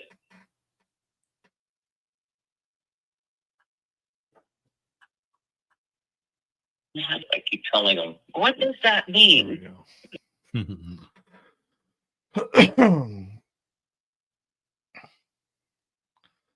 All So that should be there and there. All right. Let's say good night to each and every one of you. And let me just find out who we have on tomorrow night. Copy that. And Christian McLeod tomorrow night. So Geraldine is no longer in the house. So we brought Christian McLeod in where he's going to break down the weird world called The Experience. Ooh. Oh, he's got some good cases coming up. Cool. Including updates on DB Cooper. No. Yeah, it's going to be great. Thank you tonight to Deborah Rooney with a natural hat trick of Super Chats. Human Carl, T-Bone ×2, Candace, Bart, Michelle ×2, Shelly, and Erica for the great Super Chats. Thank you very much for the love. Moodance Mongol, how are you? Seven Systems, nice to see you. We'll see you all tomorrow night. Hi, Lisa Davey. Don't forget to hit subscribe. Don't forget to ring that bell. And don't forget to leave a comment down below. And you can join our YouTube membership right now. And I think Wednesday we're going to be starting our weekly features of just private time between you, me, and the members. Yeah. Nice. Remember, this is what Christian looks like, everybody. Look how happy he is. You'll get to see that face tomorrow night. Thank you, everybody, for the love. We'll talk to you soon.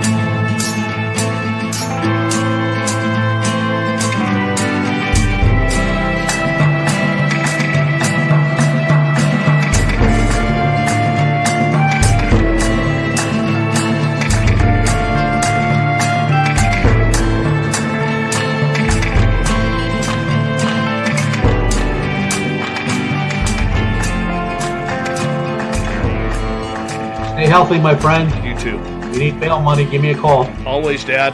Take care. You too.